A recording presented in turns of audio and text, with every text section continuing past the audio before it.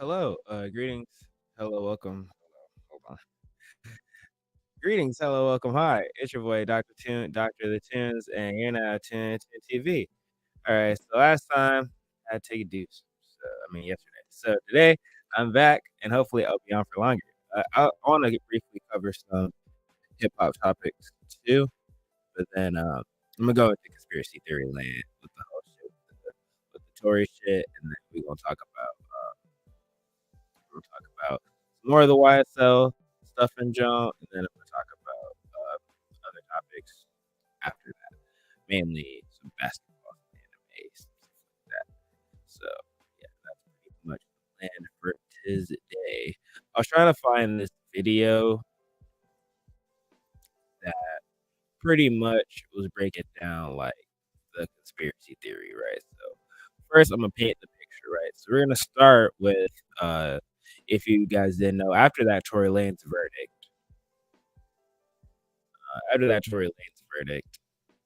pretty much right after the Tory Lanez verdict, his dad came and said a whole bunch of crazy shit, right? Said a whole bunch of crazy shit, and I'm gonna break down the crazy shit that he said, and is anything he's saying valid or not valid? Because a lot of people are bringing up going into the past of Tory Lanez dad and pretty much saying he's one of them scammer pastors. Because how he was talking, he is a pastor. He's like one of them traveling missionary pastors, and so people are basically saying you're a finesser, scammer, whatever the fuck. So everything you're saying is cap. I'm not taking this seriously, right? So we'll talk about that part. Bring up that video, then I'm gonna circle back, right? So let me find what he was saying. He was on his. He was on his. He was spitting them pastor bars. I feel like when pastors go on a run, when they go on their little preacher run type stuff, it's very eerily similar to like rappers freestyling. So he was getting in, he had to spit some bars real quick. Uh, he spat some bars, and then after you spitting bars, we're gonna go back in and essentially this is a bar breakdown. You know, what I'm saying? We basically show y'all a bar breakdown more or less.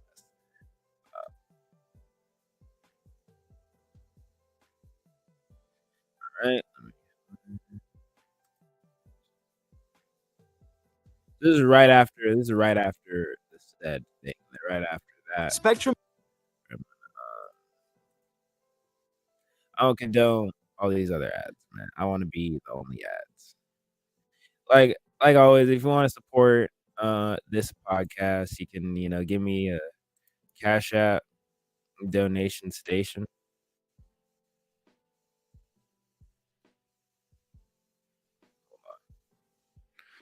Experiencing. There you go. That's why. All right, boom. Yeah. So like always, if you want to support this podcast, you hit me up on Cash App Venmo. Right now, it's just Cash App. You can stream my music. A link to my music is in the bio below. And like always, you can subscribe, like, comment, do all the interaction stuff on YouTube. I'm on other socials, but I really don't post that often in comparison to how more consistent I will be on YouTube. That's my goal this year to be very consistent as possible as I can be on YouTube. So that'll be my primary social. All right, without further ado, I'm gonna break it all the way down. All right, so we're gonna start with a pastor preaching. Wicked system of Rock Nation, including you, Jay-Z. Yes. You who say you rose from the gutter, but you have traded and bartered the souls of young men, and you're still doing it. Traded and bartered the souls of young men. Like this is when I don't like the whole thing with the Illuminati. I'm always quick to fight Illuminati type conspiracy theory stuff because I don't think it's very productive to real quote unquote conspiracy theories. There's a lot of things that are quote unquote conspiracy theories aren't conspiracy theories. They're like proof valid, like whole JFK CIA stuff. Like CIA probably killed JFK. That's not conspiracy. That's there's more evidence proving that it happened than it didn't happen. Similar, like moon landing, conspiracy theory, right? Epstein, not a conspiracy theory. That's proven fact. They're hiding facts about that. That's why I don't like the word conspiracy theory, or I don't like when people delve into full on conspiracy because there are facts with the fiction. You can parse and pull different things here and there. So I try to right now I'm in the realm. We are diving into the realm of conspiracy. So I'm letting y'all know prior before y'all, get too lost in the sauce that this is I'm about to delve completely into conspiracy theory, but there's always some truth in fiction. So that exists, and so that's where we're at with it. Trading the souls of young men. Oh, great. The independent witness in this courtroom is a man whose name is Sean Kelly. He came to court, and I do believe Sean Kelly's testimony is the closest testimony to what actually happened. Also, if you want to find out the full, as much evidence as reported in court, you can go on Street TV. I'm gonna show y'all a brief video on different things on Street TV. Pretty much, I find it so hard to believe the people who were reporting about the court case and then the verdict. Like, there's such a discrepancy between, and pretty much this is what people pretty much say about the criminal justice system and why it's wrong and the issues with it, how it is favorable against quote unquote, people who not quote unquote. It's unfavorable to black people, right? Primarily though, it's just very the prosecution always has an advantage. And the defendant part of the legal team of attorneys, they're always at a disadvantage. So that's primarily why. Also, when you deal with juries, you're really it's not really about who you believe and who you don't believe, because the evidence remains that there's enough evidence that Megan got shot, right? So if there's enough evidence that she got shot, well, everybody acknowledges that she got shot. Pretty much everything after that, it almost doesn't matter whether or not Tory Lanez did or didn't do it, because for a fact, Megan did get shot. Who did it almost doesn't matter, because like I said yesterday, even if it was Kelsey, she got more or less immunity for what she did. So you couldn't even get her if you wanted to. So if you're trying to get quote unquote justice, which I don't like the word or usage of justice in this case, because there's enough reasonable doubt to prove that he did not do that. But it's similar to like a witch trial. You have to appease the mob, because think about it, Tory Lanez got off scot-free, right? Then what happens with Megan? Does she get justice, right? There's no justice for her because she was a victim in the situation and nobody got in trouble, essentially. So it's one of those situations where somebody got to fall on the sword in a sense. And so Tory Lanez had to fall on the sword. our attorneys, Sean Kelly was probably the closest version of the truth that we can get. he would not even shake their hand after he went upstairs with Kathy Tar and Alex Bart. They met on Saturday before. They met They on met Saturday. with our witness. And then the man. Oh yeah, he's claiming that the initial statement that was made by Sean Kelly, where he's basically claiming like the attorney, the prosecutor came, spoke to him, and then he came and switched up the story.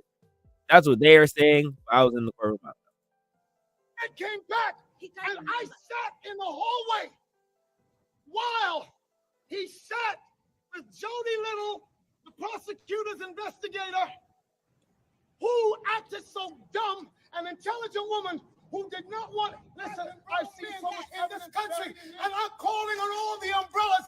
I'm calling on everybody in this country to begin to rise up, because your sons have been done dirty. It's not over. It's not over. God does not lose. Never. And even though we've come to this juncture, trust me, you will see that our God does not fail. This is not the I first know time that this is wickedness. This district attorney, Miss Kathy Tar. There's one thing you need to do before you buy anything online. Don't spend another dime on Amazon until you watch it first. Curse you. Curse you, ass. All right, so yeah, that's that part, right? Then I'm gonna go into. Let's go into. Should I do the evidence part? Should I do the conspiracy? Okay, so basically, okay, I'm gonna go to the conspiracy part. He was talking about Jay-Z and Rock Nation. And I want to pretty much say why. What is the full context? Because people are like, well, what about this Rock Nation brunch? What about you know, like no one really knows what. A lot of the general public doesn't know. If you're in the know, you know, but if you don't know, you don't know. So I'm gonna break it down to you, the general public, the full conspiracy theory, right? He went to. All right, this isn't what I wanted. This guy, he did an older version of this before any of this came out. Before any of this came out, he had a conspiracy theory. So where is this same guy? But have it on. You know how your phone don't be showing same thing, same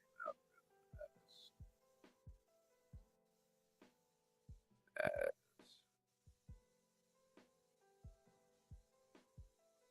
the other thing you be having. Yeah, I hate that. Ooh, yeah, I hate that. Only Johnny fucking guy. Okay, so it was this guy's YouTube. I know if I go back, the million boy culture series. Okay. Yeah, exploitation.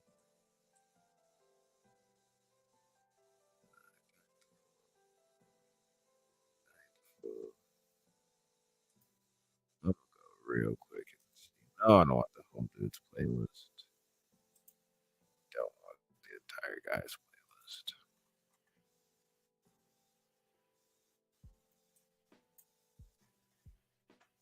Paused.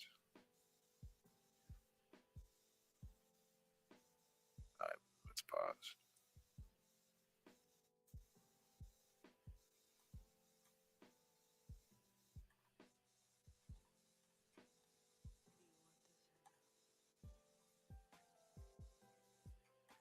So stuff by Jay Z.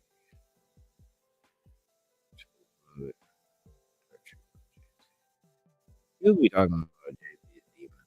Jay Z is just like very good at business, and he was a street dude. So part of the rules of the streets is that they ain't no rules. That's why Dame don't like him because when Dame stopped being advantageous, he got rid of him. Did he have to? He didn't have to. He didn't have to do it like that. At least he could have cashed him out. He cut him out of a lot of things.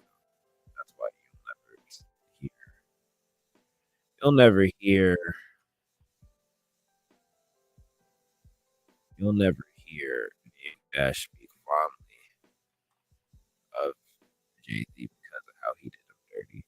But you know, y'all got rich together, man. That's enough, right? All right, boom. This is the one. This is the video I want to see. This is the one. I found it for you, audience.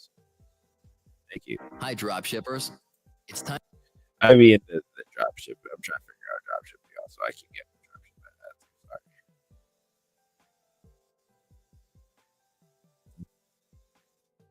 Sorry. So to be talking about picking this fish on a cancel Tory Lane. Let's get right into it. After being independent for years, Tory Lanez rose to mainstream success after dropping his mega hit song Say It in 2015. This would be the same year he signed a major record deal with Benny Blanco's Mad Love Records, a record label Yeah, besides other people too. on the Interscope in UMG. He would go on to have a fruitful music career, onwards becoming more and more relevant with each project he dropped. In the year 2020, Tory Lane's career was at its peak high, and just when it seemed that Tory would cross over into superstardom, his career would face his biggest attack ever, and it would seem that Tory would face a tumbling fall as the music industry had turned their back on him. Meg Thee Stallion, who was seen publicly with Tory in many separate Listen, that picture, bro, that's fun. That picture always gonna be funny. And then it's like really the funniest part about it is that Meg went on and did was the Gail King. we ain't fucking. But look at this. I'm sorry. That's all. That was bro. He was and even rumored to be dating him, came out to accuse Tory of the unthinkable. We already know what Meg accused Tory of, but still to this day, almost 2 years later since the incident took place, And then this video was before the trial and stuff happened. So I'm gonna correct the inaccuracies and give y'all some updates. I'm not doing the newer video because I don't know what other shit he's gonna say. I might watch it, and then if I like it, I might cover it back on this on my channel. it still hasn't been proven true. This wouldn't matter, as it And you could argue whether that was true. He was found guilty. He was found guilty. appeared that the music industry had turned their back on Tory and were clearly trying to get rid of him. Tory Lanez went from being one of the industry's most loved artists to the most hated overnight, even though he remained firm that he was innocent. In the eyes of the public and those who ran the music industry, Tory was a guilty man. Eventually, Meg would come after Tory legally, as charges were put on Tory. He would have And again, this is the state. It was the state. It wasn't her. So people always be blaming me. It's the state. Not Meg.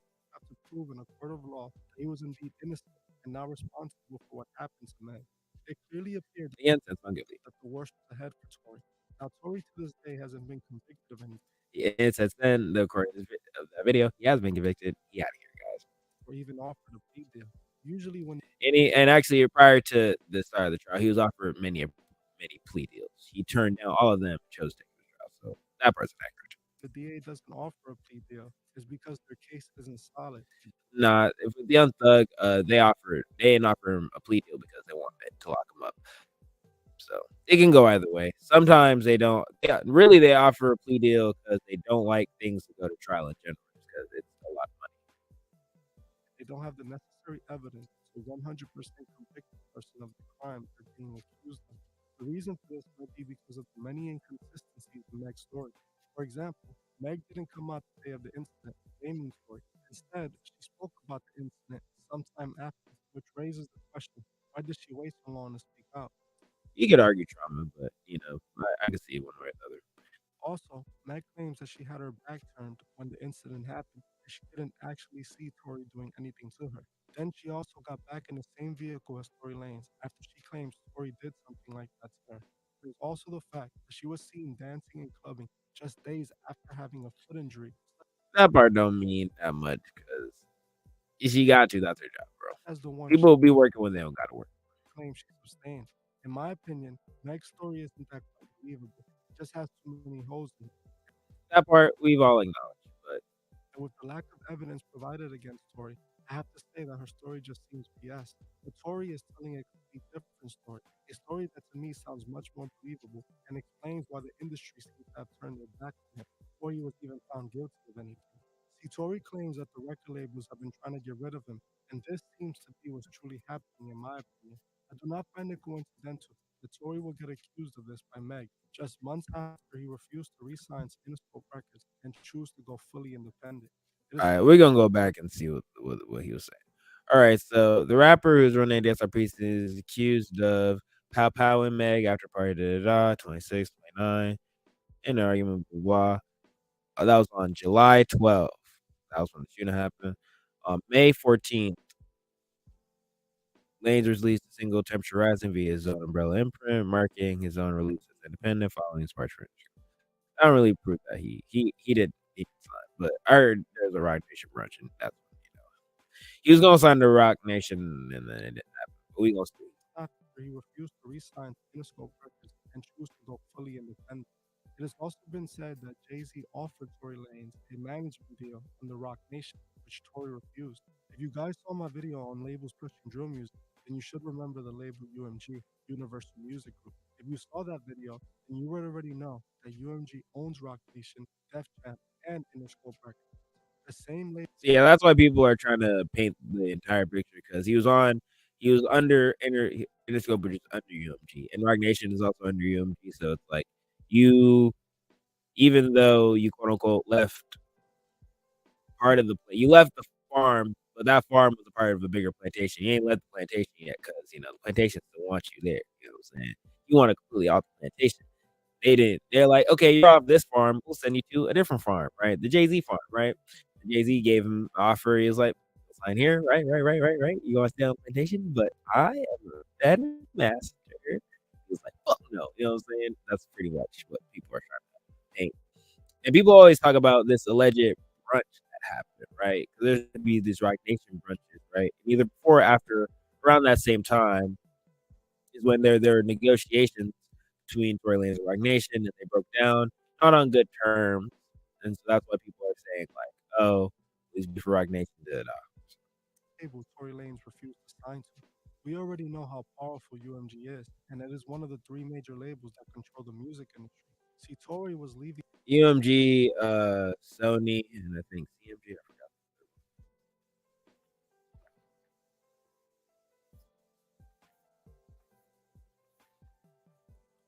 UMG, Sony, and the third one. I forgot the third one. Interscope at the height of his career, which would allow Tory to make himself a lot of money. Money that if he were still signed to Interscope and UMG would have to be split, with the label taking the majority of it. Tory Lanez was walking away with millions that the labels felt that they were entitled to. This is a big problem for the label, as this is how they make their money off the big success of their artists. Tory found a way to outsmart the label and is now paying the ultimate price. It also appeared that Tory wanted to remove himself from the agenda that the music industry has been using him to push. It appears that he might have wanted to change his ways and seek God. I believe this. That part I believe is cap because granted his dad's a pastor, so maybe he wants some religious stuff. And then a lot of his posts leading up to the trial, he was saying, "God will help me, God will prevail through this and that, and God will show you the way, and God will show you the truth and the light. My path is up there." But since he's been gone completely independent, if you have heard his music, he's still on that R&B fuckboy shit on the R&B tip. And then he dropped some rap and shit. We still talking about he got shooters, he got this, he got that. So him being completely independent did not stop the content of what he was making because he released a lot of music after the whole Meg situation. All of it was his typical music that he has been doing. Really, a lot of it was, in my opinion, better because his back was against the wall. He really had to either go big or go home. And he did drop a lot of good music. He objectively, if you paid him love, music was good. Outside of that, though, him dropping a lot of good music and stuff like that, the content of that music was still the same. So that whole part of it, he just sees the wicked ways of the industry did it all. Like that'd be cap.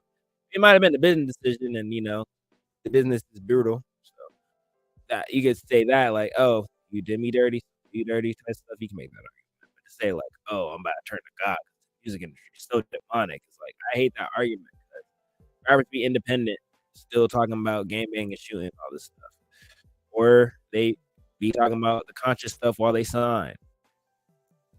And then people, regardless, say once you get in, you're Illuminati or something like that. It's like that's I hate the argument, bro. Though I will say, do be pushing a lot of demonic content that like straight like referring to Satan as that third. And I don't claim no strong religion one way or the other. I respect all religious beliefs, but I find it odd that they always make the Satanism stuff popular. Might be some nudge to that. I have no definitive proof for or against it. Let's put a target on his back by those who run the industry. See, Meg Thee Stallion is a Rock Nation management artist. She is under the UMG umbrella, and as we already know, she's just another Masonic puppet. Understanding the power of the Masonic puppet. Okay, hey man, I don't even want to speak on the Masons because they're everywhere where I'm at, So I'm gonna let that rock. But hey, I rather believe people talk about the Freemasons before they talk about Illuminati. Freemasons exist. They outside, they everywhere. Look on the back of people's trucks, they got the little Masonic symbol. So if you want to say that, okay. But the other, the record label is important. If they wanted Tory out of the picture, it would be as easy as spotting a fly. The label wasn't about to let Tory make all that money independently and separate himself from the oath he took when he signed that deal. So in my opinion, it seems that Meg might have been instructed to act in the way that she did and go along with the story created to bring Tory down. We all remember what happened to Meg. do I believe that, what I showed y'all yesterday, Kelsey was telling Tory in the jail call, Rock Nation already on it, already did it out.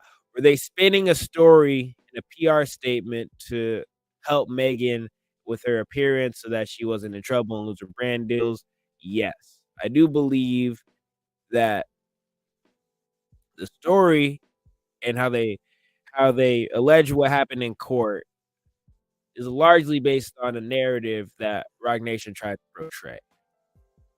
I do agree with that part. Career after she said what happened that day. Her career skyrocketed to a level only awarded to those who best serve the agenda. She received tons of praise from the music industry and has won 3 Grammys and several VMA awards. Megan became a superstar, signing lucrative brand deals with fast food restaurants like Popeye. In my opinion, Megan was clearly being rewarded for her action, while Tori was pretty much kicked out of the mainstream music industry and most likely blacklisted by UMG. I believe that Tori knew the Masons would be after him. The Masons are after him, bro. The Masons are after him, bro. See, listen, this is when people start wearing full. This is where we at. We have full conspiracy, man. I ain't gonna lie. We in there.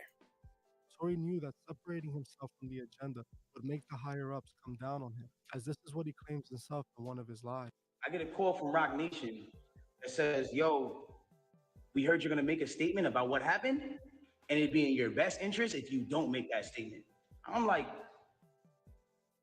oh, okay, I don't understand what the issue of me telling my fans, like, yo, look, not that serious of a deal. I went to jail for whatever. It's like I didn't get for that 2 days why that was an issue.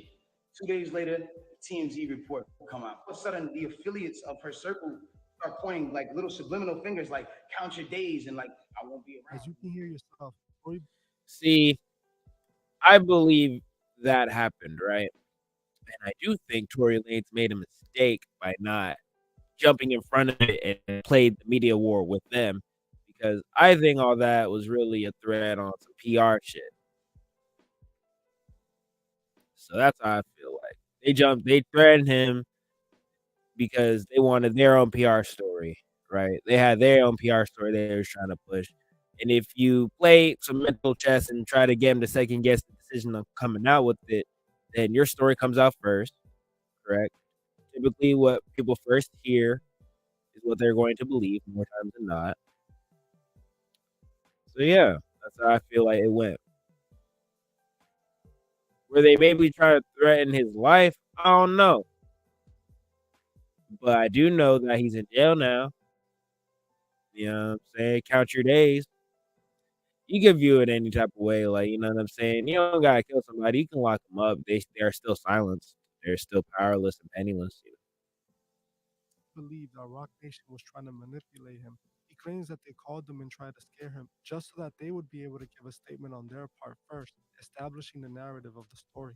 Tori claims that this left him confused, but he knew that they were after him. He also claims that the record labels were trying to silence him, and we already know that this is a tactic used by many major record labels. What appears that had happened was that the labels were forcing Tori to sell his soul and align himself with the Masonic agenda. Tori And once y'all get into the sell your soldier, that's when y'all be losing me every time. Every time y'all get into that part, that is when you lose me. refused. He grew tired of being a puppet on strings and found a way out of his chains, allowing him to be free from the label. We all know that Lucifer doesn't like it when those who align themselves with him try to leave. He talking about that. Yeah, he talking about that. What was for this? Okay, but y'all get that this is what people be trying to, you know what I'm saying? Like after I have brought that full circle with Jay-Z, you sold the soul, and then this is what some people are saying when they bring it around. Tory says himself that I was being threatened and they're trying to do different shit to me and all that. So as a context of you, I know like that's like the theory that people are trying to say and trying to portray, right? But yeah, if you guys want to if you want to find out more like the hard evidence, because pretty much people are confused, heavily confused about how the reporting we got and how, if you are somebody, but people have to understand too, right? Like they're getting the people who are reporting were objective journalists and lawyers who understand the law, right? But they're not jurors who don't understand the law, and everybody has their own biases, right? So they're probably operating off their own bias in the sense of, well, my knowledge and my objectivity, that could be viewed as a version of a bias because all the facts came out and the stories conflicted with each other, like Meg's testimony and Kelly's testimony vastly contradicted each other, right? And then Sean Kelly's vastly contradicted each other. Now, if you're an objective viewer, if you're and also the DNA came out inconclusive. So if you're an objective person with all that given, that's enough for reasonable doubt. Hung jury mistrial. You can't convict him based on that. There's no hard evidence that said he actually did something. But there is hard evidence that man got shot. That's confirmed. He got shot. No one disagrees with that part of it. Everything else just kind of falls into place if you're a juror and you see someone emotionally crying. She even said on the stand, "I wish he had shot me dead instead of." So this is the main statement that the prosecution wanted to hear. That's the interview with the prosecutor, right? That's what the juror wanted to hear. So yeah, Street TV. You can look up Street TV Tory Lanez. You get the phone call.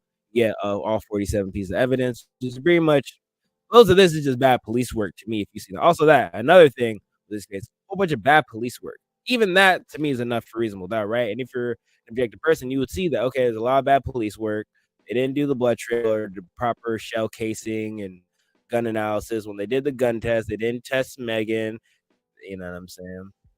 But there's a lot of things in this case that don't really add up, right? And then also, people say they swapped two of the juries out. One juror was drunk, so maybe that's why. But they swapped two out for whatever miscellaneous reason. They swapped out two jurors, right? That's kind of fishy.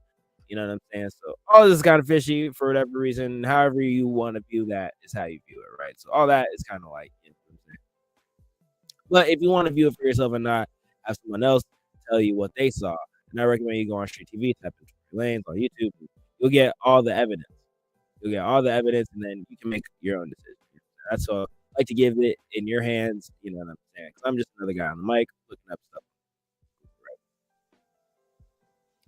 All right. So moving on from that, 1090 Jake's been going in on the thug shit because essentially, oh yeah, this guy also this guy was charged. I told you yesterday he was charged with body.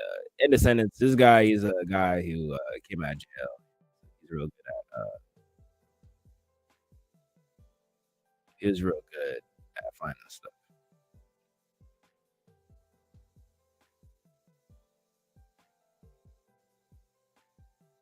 So yeah, this is the amount of people. Let's see, it's 1, 2, 3. There's a lot of people, bro. That's all I'm saying. A lot of people,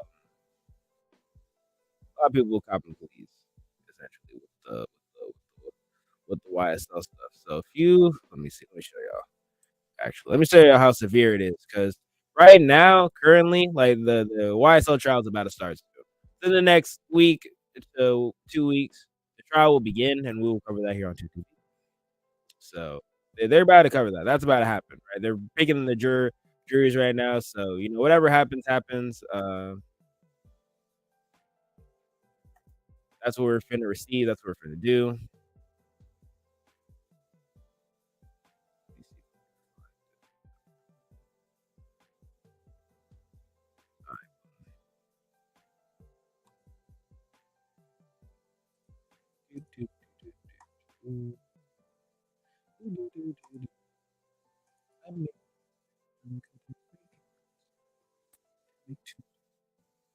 All right, so look, if you see this, it's kind of like painting the full story, right? Of how fucked Doug is. All right, so jury selection is beginning today, right? The state reached out to Wayne Bermat, Richard McQuan, wife, and Lucci, trying to get them to testify against Doug. The state has listed 372 witnesses, bro. And everybody else did a deal and did a plea on Thug. Like it's not looking good, right? So Thug probably going away. He probably going away. I hope he gets. I hope we get some more Thug music, all that shit, right? But it's not looking good, right? It's not looking good, right? And Thug's sister and Got It, they got caught up with TMZ. They had to give statements. I was just looking at academic streams, so I ain't gonna lie. I'm kind of copying shit right now. But let me see. TMZ.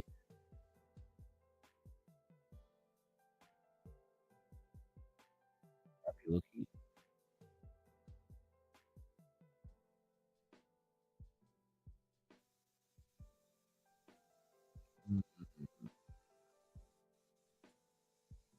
TMZ just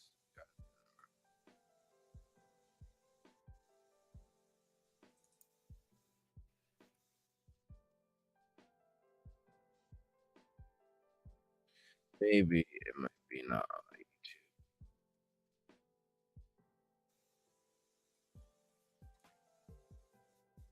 YouTube. I found the video, y'all.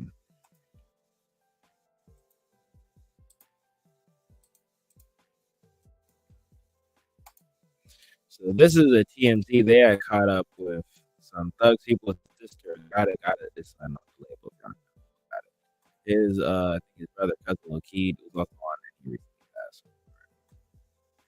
Not real. Not real. Game is the game. We've known about something. The game is the game is the game. Something. The game is the game is the game. We've known about clandestine forces in hip hop for a long time and have all but accepted it as a reality of life, like GMOs. So, if we're protecting art, let's do that. Let us start by diversifying and investing in all artists equally. If we're talking about art, less commerce, then let's show that commitment. Hell, let's commit to the outlets too, by the way, which are also part of the cultural ecosystem that helps bolster these names. Protect everybody. And there you have it. Hey man, I gotta know how is the YSL family going through all of this right now? Everybody good. Everybody needs to stop. And we straight. They gotta say that. Let's give it a book. Yeah. Gotta relax. What can you say about like all the people getting basically like Gunna and everybody and everyone that basically did a deal? Well, They can't speak on the deal. See, look. They immediately gonna start commenting. there's a lot. I know, but more power, we can't talk about that. Okay, so wait. They can't talk about that, y'all. You know what I'm saying? But they can't, because at the end of the day, they want that's Thug's sister. She want her brother home, bro.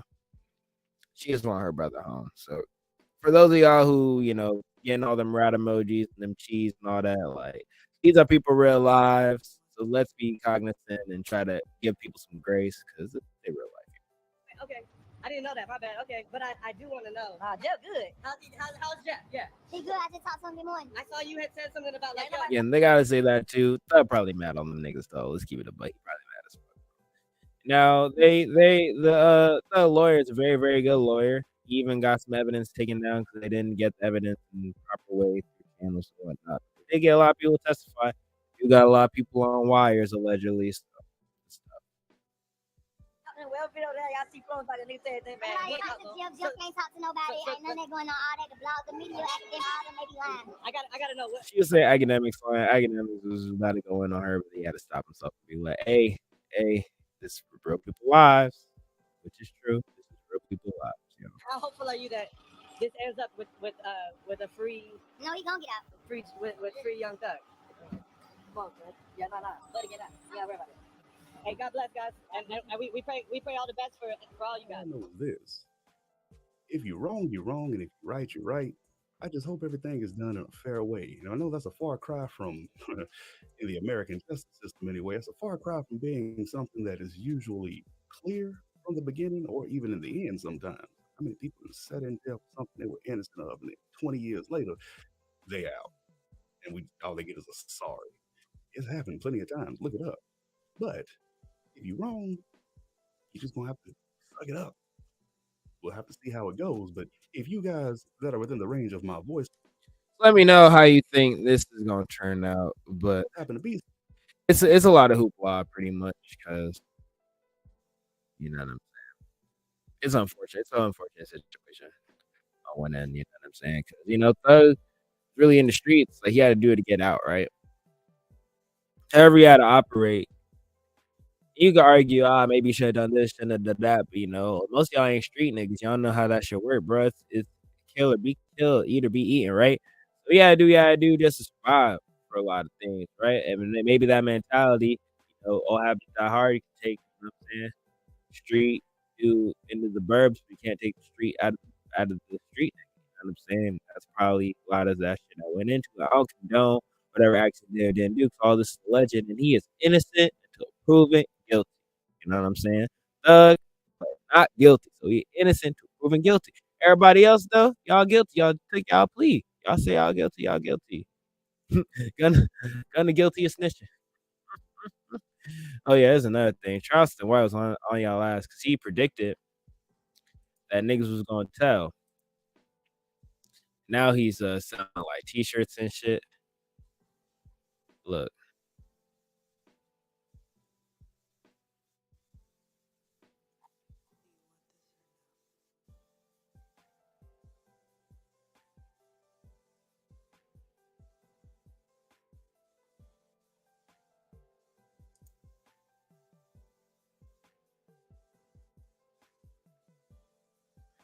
All right, but there's another thing. This ain't what I wanted to show y'all, but this is relevant to the case.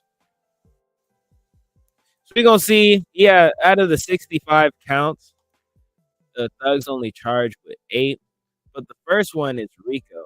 Is a RICO charge, and that's 30 years, some shit off rip. Like that's the main charge, right? So it's like, oh, you only got 8 counts. Listen, any count, some motherfucker, bro. They trying to put this man away. They trying to make sure he never come out and see the light of day again. Y'all talking about?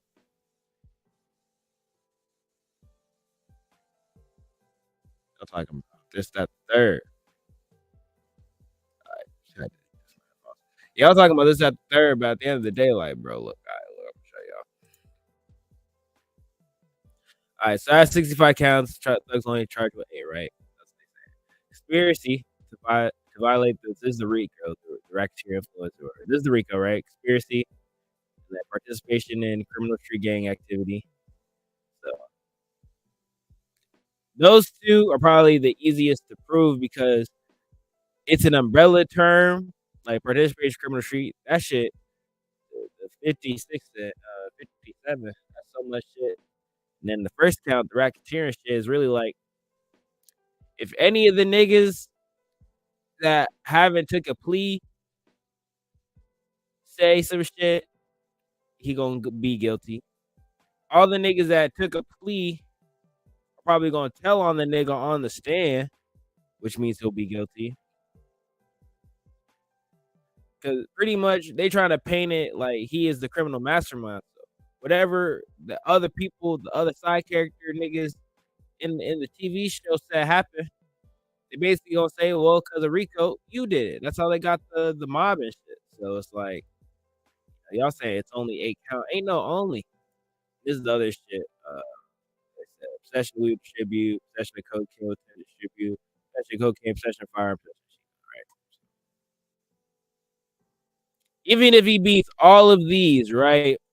That first Rico shit up top, that first Rico shit up top is 30 years off rip or life or some shit. Like if you get that first one, he gone, bro. So yeah, so that's why I'm like, what y'all talking about? You know what I'm saying? He gone, bro. I would love it if that were not true, but it's looking like one over the other, right? All right, so another recent news on Chain Watch. This rapper named Lil Migos Chain Watch and ring was poorly took from last night in Memphis, right? Memphis be getting cracking, bro. Should be. Sorry, I'm not from any blood. He be getting it cracking. But then, saying that? I don't know. Things be happening in Memphis, bro. Even John Moran be finding things in Memphis, bro. Should be crazy. But this is Pastor White. I just like saying that. Made it. I told you, Migo. Nigga snatched my chain. Nigga snatched my motherfucking chain. Boy, I'm gonna call 911 immediately. I was like how like Charleston White's like thing for everything is just like, yo, bro, it's okay to call police, bro. You're not that tough. What's being tough to do, right? You crash out, you kill somebody, you gonna go to jail for what? Like, what's the point? You know what I'm saying? Boy, I'm telling you, boy, that nigga, I'm telling you, and I'm. Because also, if you file a police report and do all of that, if you have insurance on your jewelry, they're just gonna give you a jewelry bag, or they're just gonna pay you back, like whatever. You know what I'm saying? On live and said he assaulted me. Cause listen, if you snatch a woman's purse and you push your arm as you snatch your purse, that's a robbery. That ain't just a chain snatching. I'm gonna say he grabbed my neck. I'm gonna say he grabbed my neck like this. That's when if you grab my neck and my chain, that's a robbery and an assault. I'm gonna fall on the ground. Oh, he pushed me down and I hit my head. And if nothing else, the emergency room gonna say you have a contusion. If nothing else, the emergency room gonna say you have a contusion. And I get their ass, Migo. Somebody tag Lil Migo right now. Say, listen, come on over, man. We trying to say, Lil Migo, don't let them niggas get away with that shit, and you ain't got to throw your life away. Right, exactly. You can get people away without completely crashing out. But then unfortunately, like a lot of things, like academics said it best, right? Like a lot of Black culture is associated or adjacent to crime culture. So, listen, and so because of that, people assume, oh, not snitching, not doing this, and the only way to solve your issues is through completely crashing out through violence, and that isn't the case. Now, I understand. I'm sure other people understand that there's a lot of issues with cooperating with police. It's number one, frowned upon in your own community. You can also put your life in danger if you live in the hood and telling the police you're known for cooperating with police. Your life's in danger. People can shoot your family, shoot up your house, all types of shit over you just cooperating, talking to police to any degree, whether you're in the streets or not in the streets, right? So it's very unsafe. So it's like it's picking one safe option for another versus another unsafe option. But there are protections within the state that you don't get within the streets, and vice versa. So it's an ongoing debate, you know what I'm saying? But if you're a rapper making a whole bunch of money, you know what I'm saying, you don't really gotta return to the streets. You can move your family out of the hood, allegedly. So ain't nothing wrong with that if you're already out of it. You know what I'm saying? But if you're in it, I feel y'all people for not snitching. You trying to survive. You know what I'm saying? You're in a dog-eat-dog world, and they know real situation, logical way out in that situation. So I be feeling Migo, listen to me. And listen to me good now, Sean. You don't have to throw your life away. And now, in 2023, you don't have to feel bad for snitching or telling. Yeah, you don't. You know why? Because all of YSL done did it. Gunna did it. Everybody there now free. So what's the point? What paperwork? Of being a rat. I'm telling you, man, it's rewards to it. I'm telling you, hoes don't stop getting you no pussy because niggas calling you a rat. You hear me, boy? Hoes don't stop getting you no motherfucking pussy because you a snitch. That's a funny way of saying that shit. But yeah, essentially. No. Yeah. So all right, also that. So I was saying that too. We lost a lot of good people last year. You know what I'm saying? So RP everybody. Kevin Samuels, we lost LA, we lost GOAT, NBA GOAT. What's his name? He was on the Celtics. You know, if you know, you know. I can't think about it right now. A lot of other people got shot and killed. This dude committed suicide. We lost a lot of legendary people, bro. People get killed, all shit. Football players, all that shit. Appreciate being alive, yo. Appreciate being alive. Let me see. Oh yeah, people are on Skip Bayless because pretty much a dude got his heart. Oh, these two I want to talk about. Yeah, there's a dude. He fell after got hit. Football be getting hit. So he got hit. His heart stopped.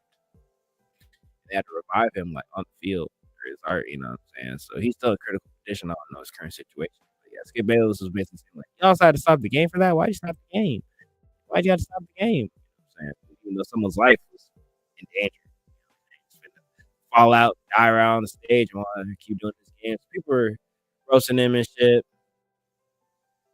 So, Boosie on his ass said, Skip Bayless, you a bitch, and you a racist bitch. And if that was Tom Brady, you wouldn't have said none of that shit, bitch. Which is all that's true.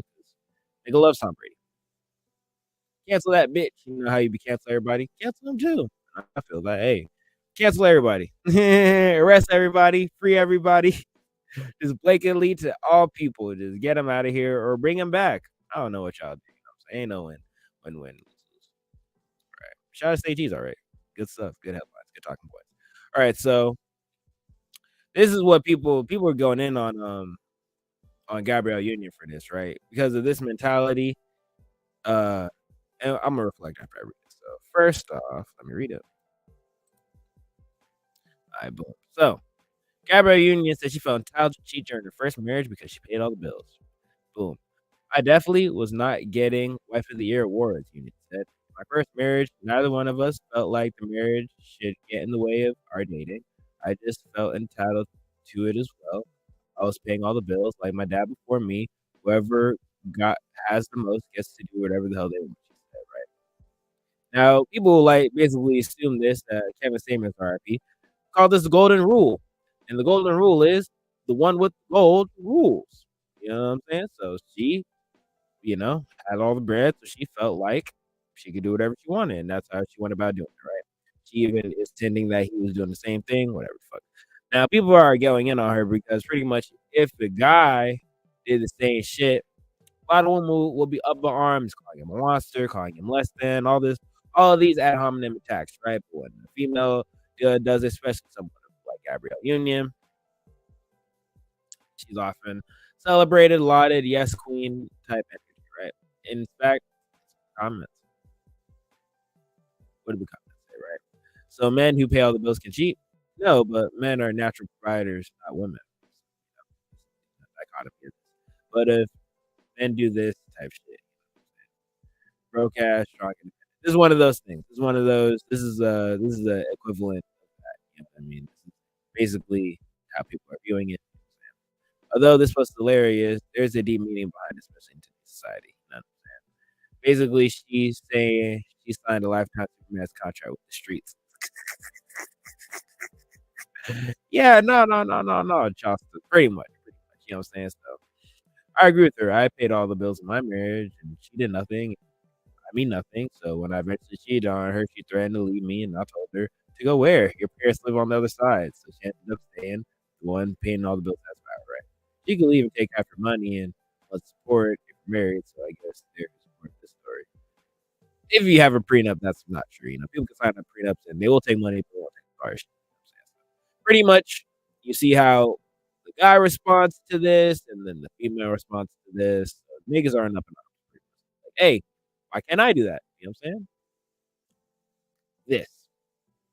This in a nutshell, right? So people are up in arms. Let me know what y'all think in the comments about that. Is this valid, unvalid, this, that, third, whatever the fuck. All right, so there's another part.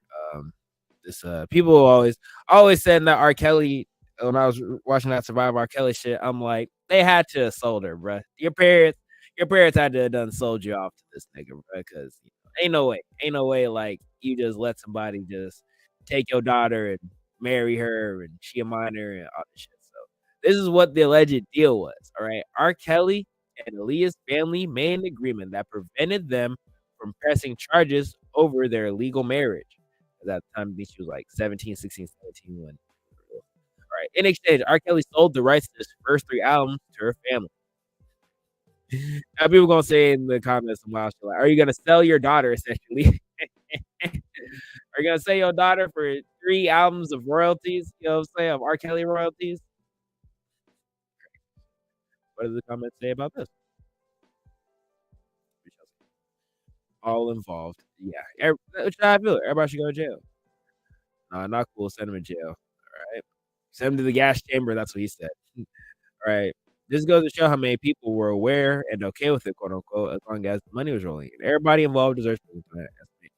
Which I agree. And I think it's very sad in Aaliyah's life that, in her life, a lot of people were complicit in her abuse.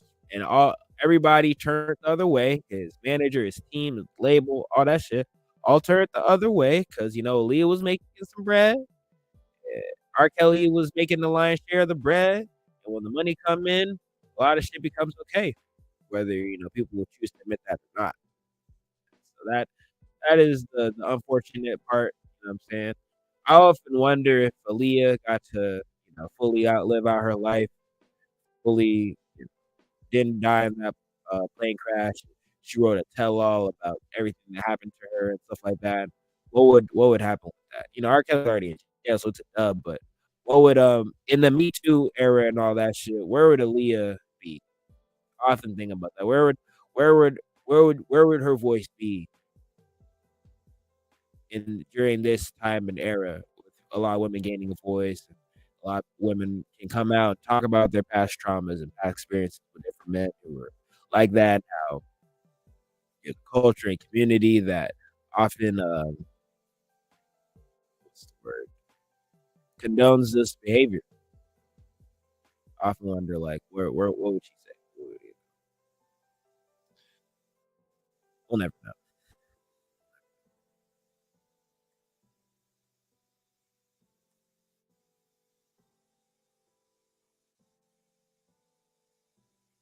Rilo drops.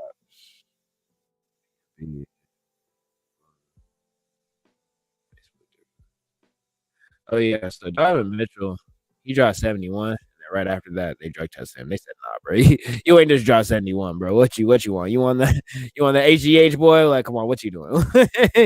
What you doing, bro?" So that's that. On that.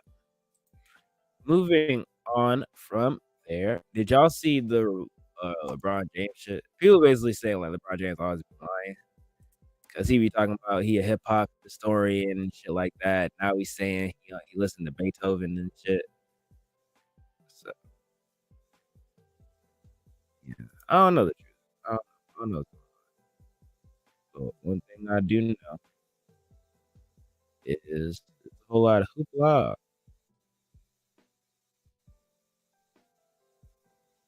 Wait, hold on. I just saw some wild shit.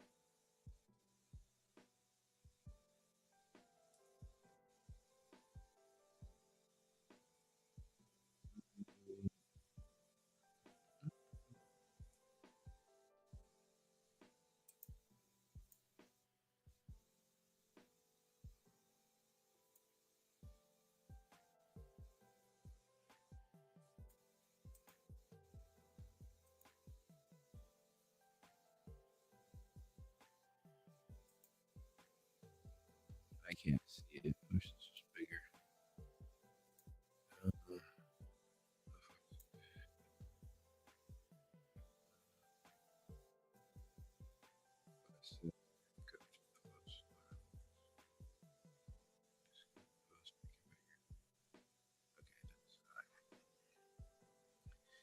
All right, so before I get to how Broad is lying about shit, we're gonna give some free Palestine love because I love talking about free Palestine. Free everybody. Free again, free everybody or throw everybody away. I don't know, right? The Times of Israel was making this allegation. This is like the Israeli people, like they be on some other shit. Stop scratching the door. I can't scratch the door. I'm sorry, y'all. All right, so yeah, so Jenna Ortega has been hit with anti-Semitic allegations by the Times of Israel, which this is like the Israeli thing right now. So take it with a grain of salt. She said, surely the actress should feel cognitive dissonance in implicitly supporting Hamas and also praising Planned Parenthood and the heroic women of Iran. She's just saying like, free Palestine essentially. Which if you ever visit Israel, don't say free Palestine if you go to Israel. That's all I'm gonna say, and I'm gonna leave it like that, bro. This is what people saying. Nothing. What's good? You from Romania too? Nah. Where you from? I'm from Palestine. You from Free you! Free you! I know, free Palestine! Free you! Free your dad! Free your mama! I'm watching your stream. Free you, man! Free you, dog! Oh, you're the best streamer out there. Thank you, bro. What you doing? Yeah, pretty much. Angel.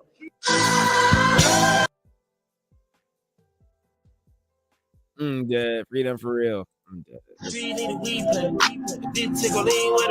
I'm dead. When it comes to the cakes, it's okay, bro.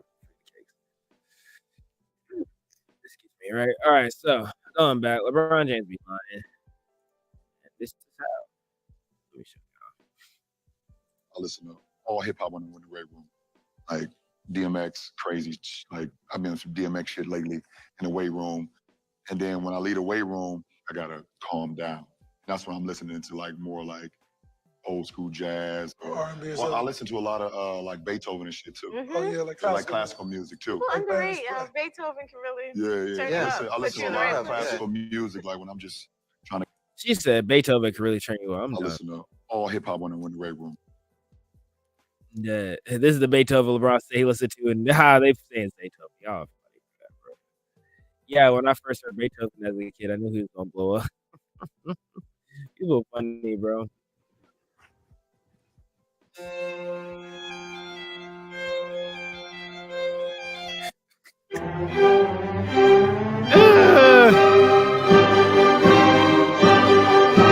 Oh shit! Beethoven just dropped, bro. Yeah, I just saw it. Play it. Was looking invisible. If you see the homies with the guap. Y'all y'all are funny, bro. Leave it alone. Leave it alone. Leave it alone.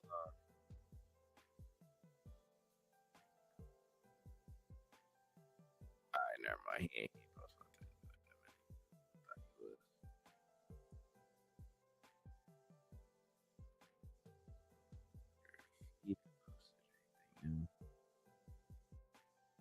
Oh yeah, if y'all ain't know, Andrew Tate has been charged with sex trafficking, right?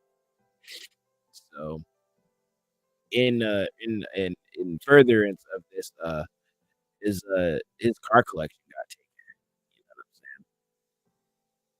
So yeah, people are basically saying he's using the Loverboy method, which is basically like I'm gonna get girls to fall in love with me, I'm gonna do whatever I want. In sex trafficking, this is called the Loverboy. Now, people are saying, like, because people watch Taken and shit like that, that's what they think all sex trafficking is, but it's a lot deeper. There's a lot of different ways, versions of that. There's manipulation, coercion, like Loverboy method, when you get a bitch in a pseudo relationship, but you're really getting her to do webcam or whatever the fuck. Now, he did webcam, he wasn't even fucking, but, you know, that method is used in a lot of bitches that get porn, right? So should all porn people be in sex trafficking? Because, you know, a lot of the sex work industry is inherently predatory in that regard. But, you know, I think it's odd that, you know, that they charge him with sex trafficking, but you're not charging like Bang Bros and shit like that, because the practice is essentially highly similar. You know what I'm saying? So that's how I'd be feeling about stuff like that. But maybe they're just making an example out of homie. You know what I'm saying? Because how that situation came out was because his brother had invited a shorty from America to Romania. She was cheating on her boyfriend. So when the boyfriend called, she was alleging like they wouldn't let her leave and all this shit. And the boyfriend tweaked out, called the U.S. Embassy in Romania, which called everybody to come in and see the house arrest people. It was later proven to be false, but you know, now 9 months later they came and they arrested him again. Now we're gonna see how this plays out. But I'm reserving all judgment to see how it plays out in court. But Andrew Tate always says he's a kickboxer, didn't make that much money, got on the webcam, you know, was seducing bitches, got him to do webcams, I made all his money, and then became top G. So we gonna see how that turns out and all this shit. You know what I'm saying? But yeah, some other shit is the Young Thug shit. I know that I've only read a little bit of the indictment. Because yeah, they're picking the jury right now. For you, you may think you know a little bit about this case, but it would be a violation for you to discuss this case amongst yourselves while you're sitting here, while you're going to the bathroom, when you get released to go to your vehicles, in small groups, when you come home, when you're coming in, when you're going up the elevator. It would be a violation for you to discuss this matter until such time as I authorize you to do that. Now, you're probably saying, he'll never know, bump him. Oh, I find out because people tend to snitch on one another. And then... Yo, this judge is funny. Yo, he's like, "Us people tend to snitch on each other." Wink, wink. Like every nigga in this goddamn case. What the fuck is you talking about? And I'm Big Daddy Judge. I will find the fuck out. What the fuck is you talking about? Don't play with me, nigga. Don't talk about nothing, little jerk ass niggas. That shit funny as hell. So yeah, that part, that nigga funny. I didn't ask you all for your comments. Yeah, I didn't say nothing, nigga. Everybody shut the fuck. I am Big Daddy in this fucking case. I want your Kiki. I don't want you, Kiki. Shut the fuck up about this case, nigga. Yo, this jury funny as well. He said, "Shut the fuck up when you talk about this case, nigga. That nigga looked around. You see how he looked around? Oh, he gave that daddy's there. He said, I don't want you to talk about shit. Man, fuck out of here, man. Ms. Fagan, it's very unprofessional. But people tell Y'all unprofessional. one another. He said, y'all be telling. Just remind y'all. That shit funny as fuck. Yeah, they picking the jury. That shit finna come out. We're gonna see how it plays out in court. You know what I'm saying?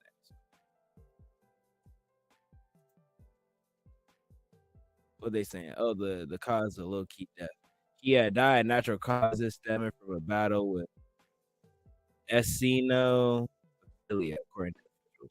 As reported, low-key died May of last year on Tuesday. The medical examiner revealed his death was linked to eosinophilia, a condition defined by caused by a parasitic infection and allergic reaction or cancer, according to the Mayo.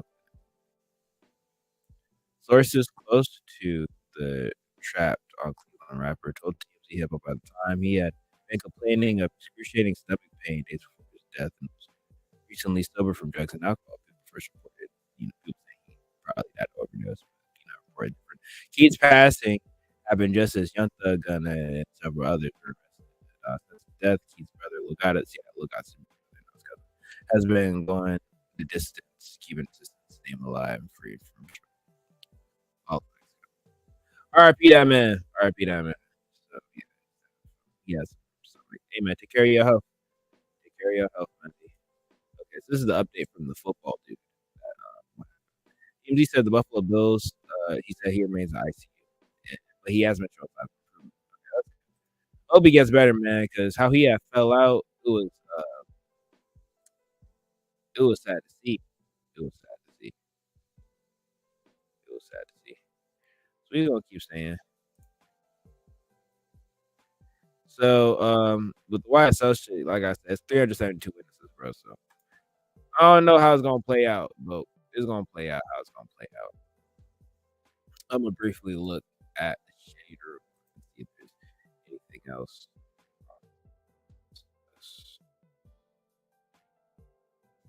And if not, we're going to transition into some what I say yesterday. We're gonna do sports. We're gonna do sports. Do anime.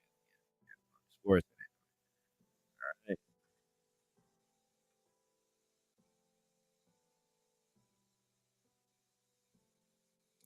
Kel Michelle, don't know who that is. Will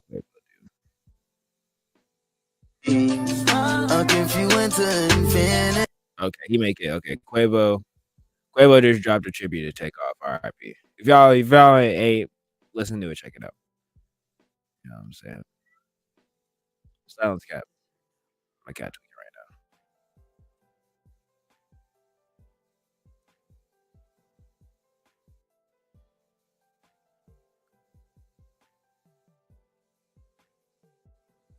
Oh snap! What happened?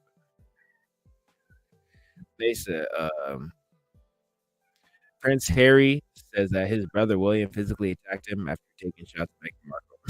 Bro, did he hit a Will Smith on homie, bro? That shit crazy. Ucha looks like the Royals be over there throwing hands. Prince Henry claims that his older brother, Prince William, hit him and pushed him to the floor after Prince of Wales described Meghan Markle as difficult, rude, and abrasive.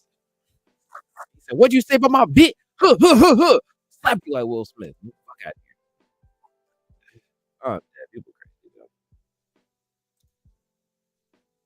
Asian dolls coming through with a quick message. Nobody said they fucked me, but they're in that calling me a hoe. Suck my dick. I'm dead. She's probably referring to the whole 5-year-old and shit. Because they was all flirty with each other. Oh, yeah, and SZA's been killing on the charts. This is her third week, #1. She's been killing the charts, bro. She's been killing that shit.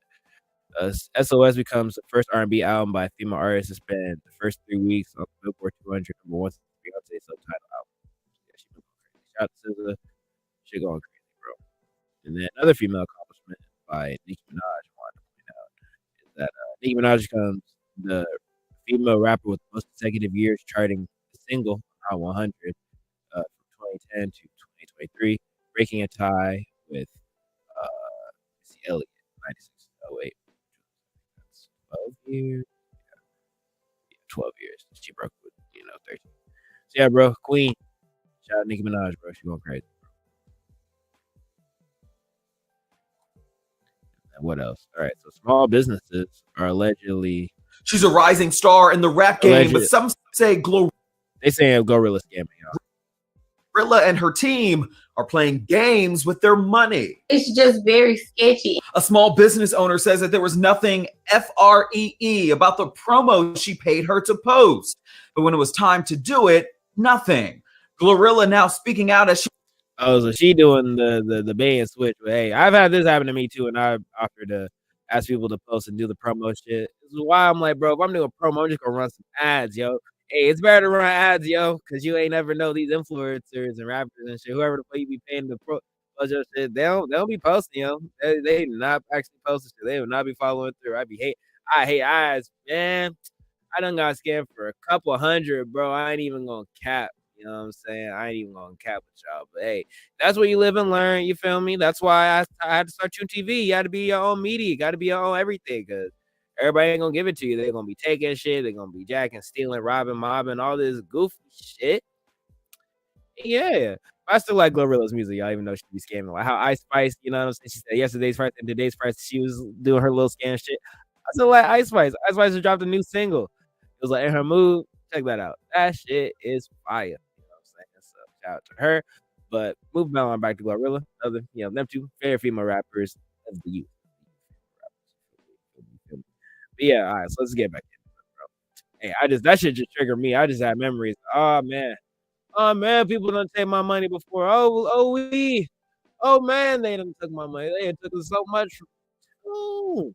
It's all good, you know what I'm saying? We back in the shit. You want some, you lose some. So just like He's been called out recently for shady business deals. I'm Justin Carter. This is TSR Investigates. Hold on. Hold on.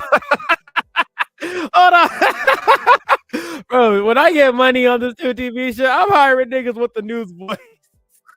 I'm hiring niggas with the news voice just like this thing. This nigga said, and now on TSR News. On 2TV News. What are you talking about?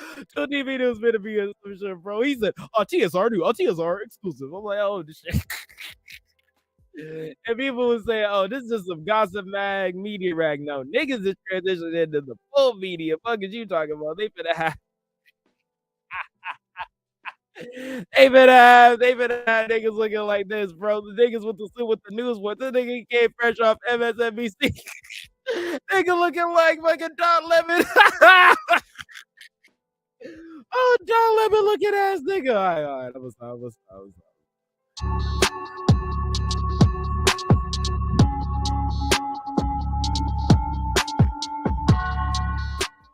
Kimberly Renfro owns a small hair and body care line, and in early December... I'm sorry, bro. It's hard to take this nigga. Yo, I made my screen small. Look at this nigga. Look at this nigga. Oh, Don Lemon in the face ass nigga. I'm sorry, I can't even focus on this damn shit. Oh, shit, nigga. R.I.P. Barbara Walter, but this is who your replacement. Is this your Barbara? Is this your Barbara? Is this your Gayle King? 2022, she was a lady. Is this your Oprah? Oh man. When she saw that Glorilla was open for promotional content on her Instagram page. She says that Glorilla's manager told her one price, and when she paid it, he upped it $300 more. She says it then turned into a $1,200 nightmare. Glorilla has since taken this And $1,200, that shit hurts. information off of her Instagram page, but Renfro says this is what enticed her. Quote, for all promo, contact at 11up_official. It also references Mark Ward as her management at a number with this 901 area code. I got And typically a lot of these, people pages be having over promo, and they be scamming, bro. They be a response saying, hey, this is Mark. Send me your number again so I can reach out through an email. They went back and forth and started negotiating prices by phone. This time, it was a different number with a 470 area code.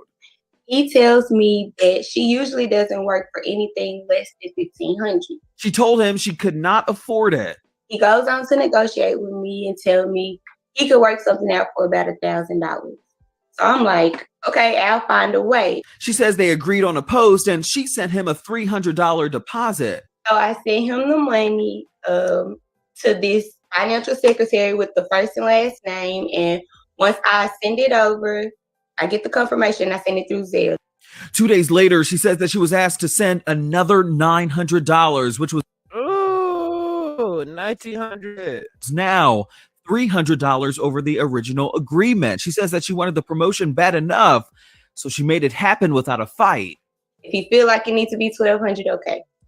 When niggas ask you for more money and they ain't even post shit yet, bro, go ahead, bro. See, $1,900 on an ad, you would have reached hella people, yo. You know what I'm saying? With the right, if you knew how to, your right SEO and shit, search engine, all that shit, you feel me? So, yeah, man. If you got to be able to be an influencer or just running some ads, bro, you might as well run some ads, bro.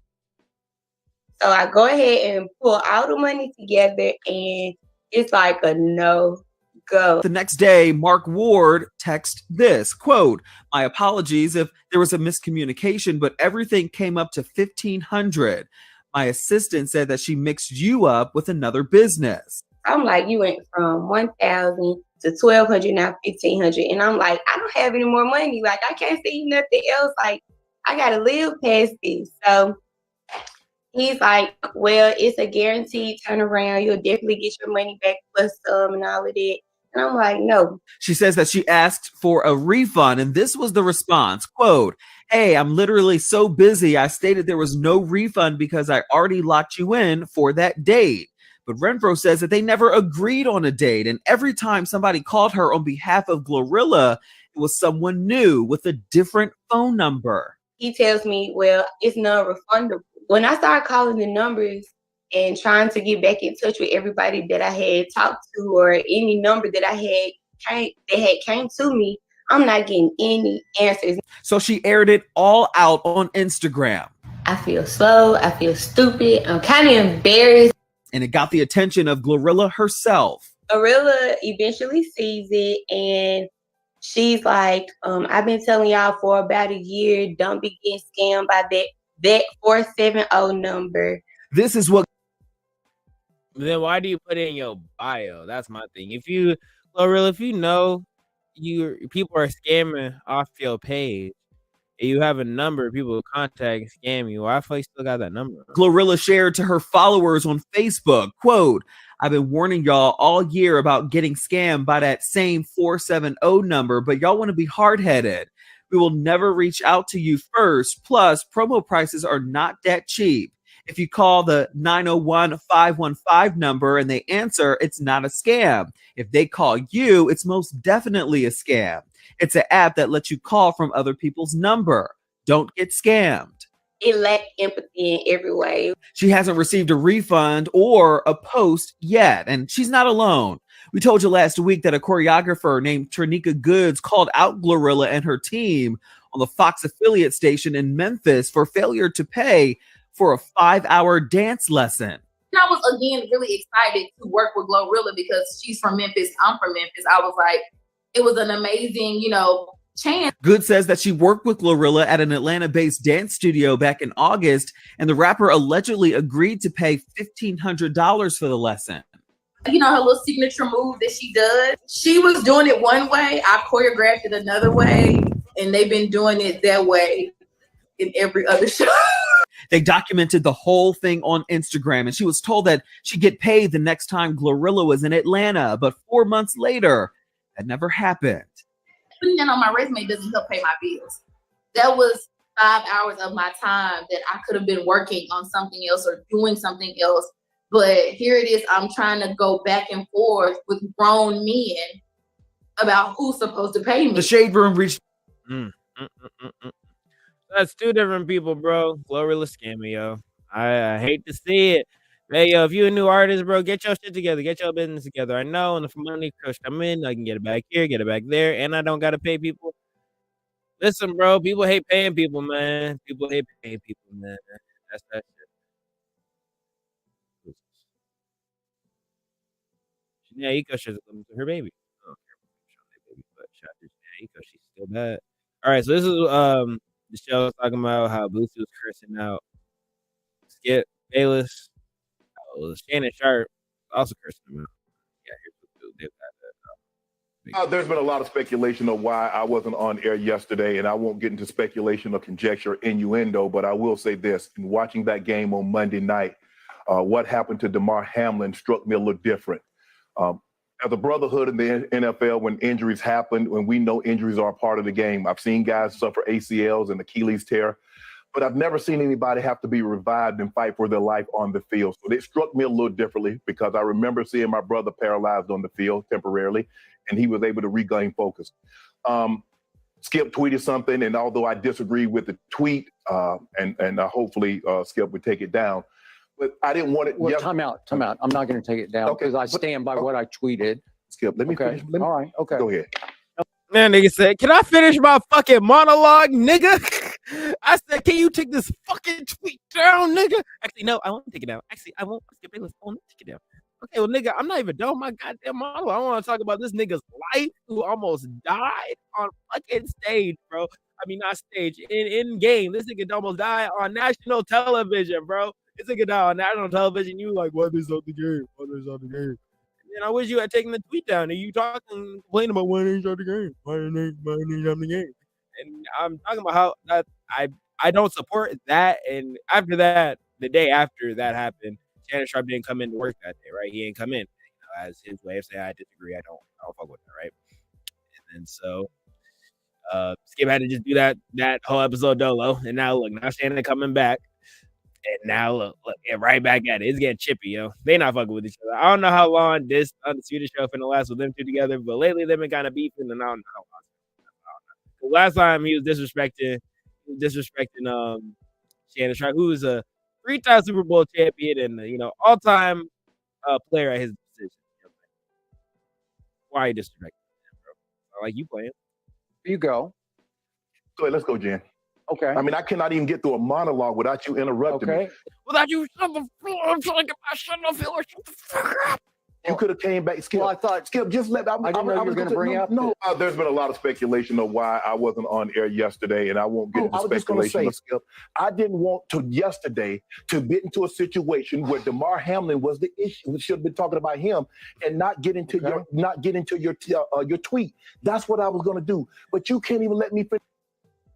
Yeah, hold on. I was just going to say, Skip, I didn't want to yesterday to get into a situation where Damar Hamlin was the issue. We should have been talking about him. Yeah, he said, I want to talk about the nigga who almost died in the game, not about your tweet. But as soon as I even mention your tweet, I'm not going to take it out. And not get into your tweet. That's what I was going to do. But you can't even let me finish my own. I can't even get my little shit off, nigga. In monologue without you interrupting. Okay. I was under the impression you weren't going to. That nigga Shannon said, I'm gonna go back to Club Shay Shay on my goddamn YouTube. On my goddamn YouTube. I don't gotta deal with this fuck shit. I swear to God. Bring this up because nobody here had a problem with that tweet. No. Clearly the bosses wanted you to offer explanation. So clearly somebody. Because he did have to call police right after that. Right after the whole tweet debacle and whatnot. A lot of his monologue came about that. A lot of his monologue was about that. The day prior to the one where Shannon returned, or Shannon did not show up. So that's what he's saying. Well, clearly the boss had something because you were copping, please. You know what I'm saying? You may deny it here because, you on TV and she got to save up for pay. You was copping, please. You was copping, please. Let's give it a buck. It did not have, nobody. Let's go, Jen. He's like, I'm not doing this. I'm not going. Next shit. Morning. Oh, I was just going to say, Skip. Skip receives backlash over tweet. This is the tweet. No doubt the NFL is considering postponing the rest of the game, but how? This late in the season, a game of this magnitude is crucial to the regular season. I think it's really just talking about the game. Said nothing's more important than the young man told this in apology complete. Nothing is more important than someone told. That was the point of my last tweet. I'm sorry if that was misunderstood about itself. Like, it wasn't about itself. He was talking about the game. You didn't even mention the dude's health. saying. You said the magnitude of the game. That you was talking about the game. You didn't talk about the Utah. So that's why people was on your ass. You know what I'm saying? So that is that. And I'm gonna just use this to transition into some sports topics in terms of basketball. Other sports, right? We go to the NBA standings currently. The Celtics have had a couple real bad losses. They were the first seed. I think they're second seed now because Brooklyn has skyrocketed. No. Yeah, I think they just won another game. They had lost to OKC last night. They lost. They just lost to the Thunder. And then today, let me see. Which one is the most recent? Okay, they finna play. They had lost to the Thunder. Yeah, they lost to the Thunder. They beat the Clippers. They lost to the Thunder. Okay, they lost to the Nuggets. They just had two back-to-back real bad losses. They lost to the Nuggets. They lost to the Thunder. I was watching such two games. I was getting mad football time. Yeah, they've been beating teams lately. All right, never mind. I thought, but yeah, they still the first seed. I thought people said that that's the first seed. So yeah, the Celtics have been having like Marcus Smart got kicked out of the game and shit like that. It looked like they experienced some different issues, some chemistry issues, but their last 10 games they've been 5-5, so it's like they're on and off and shit. But the Nets have been not, and same thing with the Bucks, but they're slowly missing Chris Middleton, of course. So the Bucks, even without Chris Middleton, are still the 2 seed. Giannis going crazy. You know what I'm saying? The Nets are 9-1, and they've been really rounding into shape, going crazy. KD's really making a strong MVP season. Kyrie's been out of media trouble, so they've been playing really good. Shout out to them. Cavs been going crazy too. Donovan Mitchell just dropped 71. Historical shit. He's really fitting to their molds. Shout out to him. Sixers. Hate the Sixers. The Sixers have been doing their thing. They're 7-9. They kind of looking nasty. It's like Joel Embiid hooping, but the rest of the team, they play good defense, but they can't really score. Harden's been playing good, but yeah, they can't really score. They've been 8-2. So, not a good away team. So, they're probably gonna come back to that. Only good away team is the Nets. Celtics pretty good. Yes, that's probably what I'll fix later. The Knicks, hate the Knicks because Nicholas Chuck is a New Yorker and a Knicks fan, so fuck them. But they're the 6th seed. The Hawks are a 9th seed, and I'm a Hawks guy, and he's a Knicks guy, and we've been beefing. So fuck you, Knicks, but they've been doing good, playing good defense, all that shit. Pacers been falling down to earth. At this point, they 7th seed. They should just fucking tank, bro. Give it a fuck what y'all playing for. The Heat, they had some playing good, but I don't know what they doing. They just kind of are what they are. We see. Nuggets, comfortable first seed in the Grizzlies. And so like these three have been going fucking crazy. Mavs, Luka's been just putting the whole team on his back. They've been going crazy, right? They made 2 last year. They just been on a winning streak. Warriors have been played themselves in the 7th seed. So great up. Shout out to them. Shout out to Trailblazers. They're so middle of the pack. The Suns are fucking 9th. It's fucking embarrassing. For the team that they are allegedly, like they fraudulent. They should just blow it up. I'm not saying they should blow it up, but it's like it's kind of a waste of talent. Look, maybe they should blow it up because y'all had y'all run like 2 years ago. Like that was y'all chance to really win, and it's showing that y'all can't compete with everybody else. There might be injury issues, might be other shit. Chris Paul's old, a whole bunch of factors. But D-Book ain't that nigga, bro. Because if he was, he'd be, he'd be doing what Luka doing, putting the team on his back and make sure niggas is in contention for real. Trailblazers guys got some help. Warriors with no Steph, higher than the Suns. Fucking that. I'm sorry. The Clippers are 6th seed. They're so mid. I just gotta see what they do.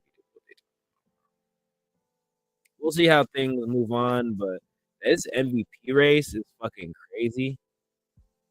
Let me even show y'all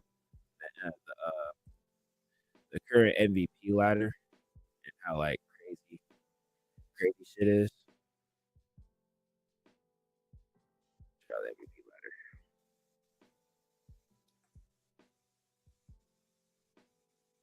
So they say Jokic and Luka both tied. Let me see. I just wanted to see fucking they both making moves. This article. I want to see the actual shit. Luka did some historic shit. Demon did some historic shit. I see. Yeah, so Jokic is number one, and he averaging like a 25,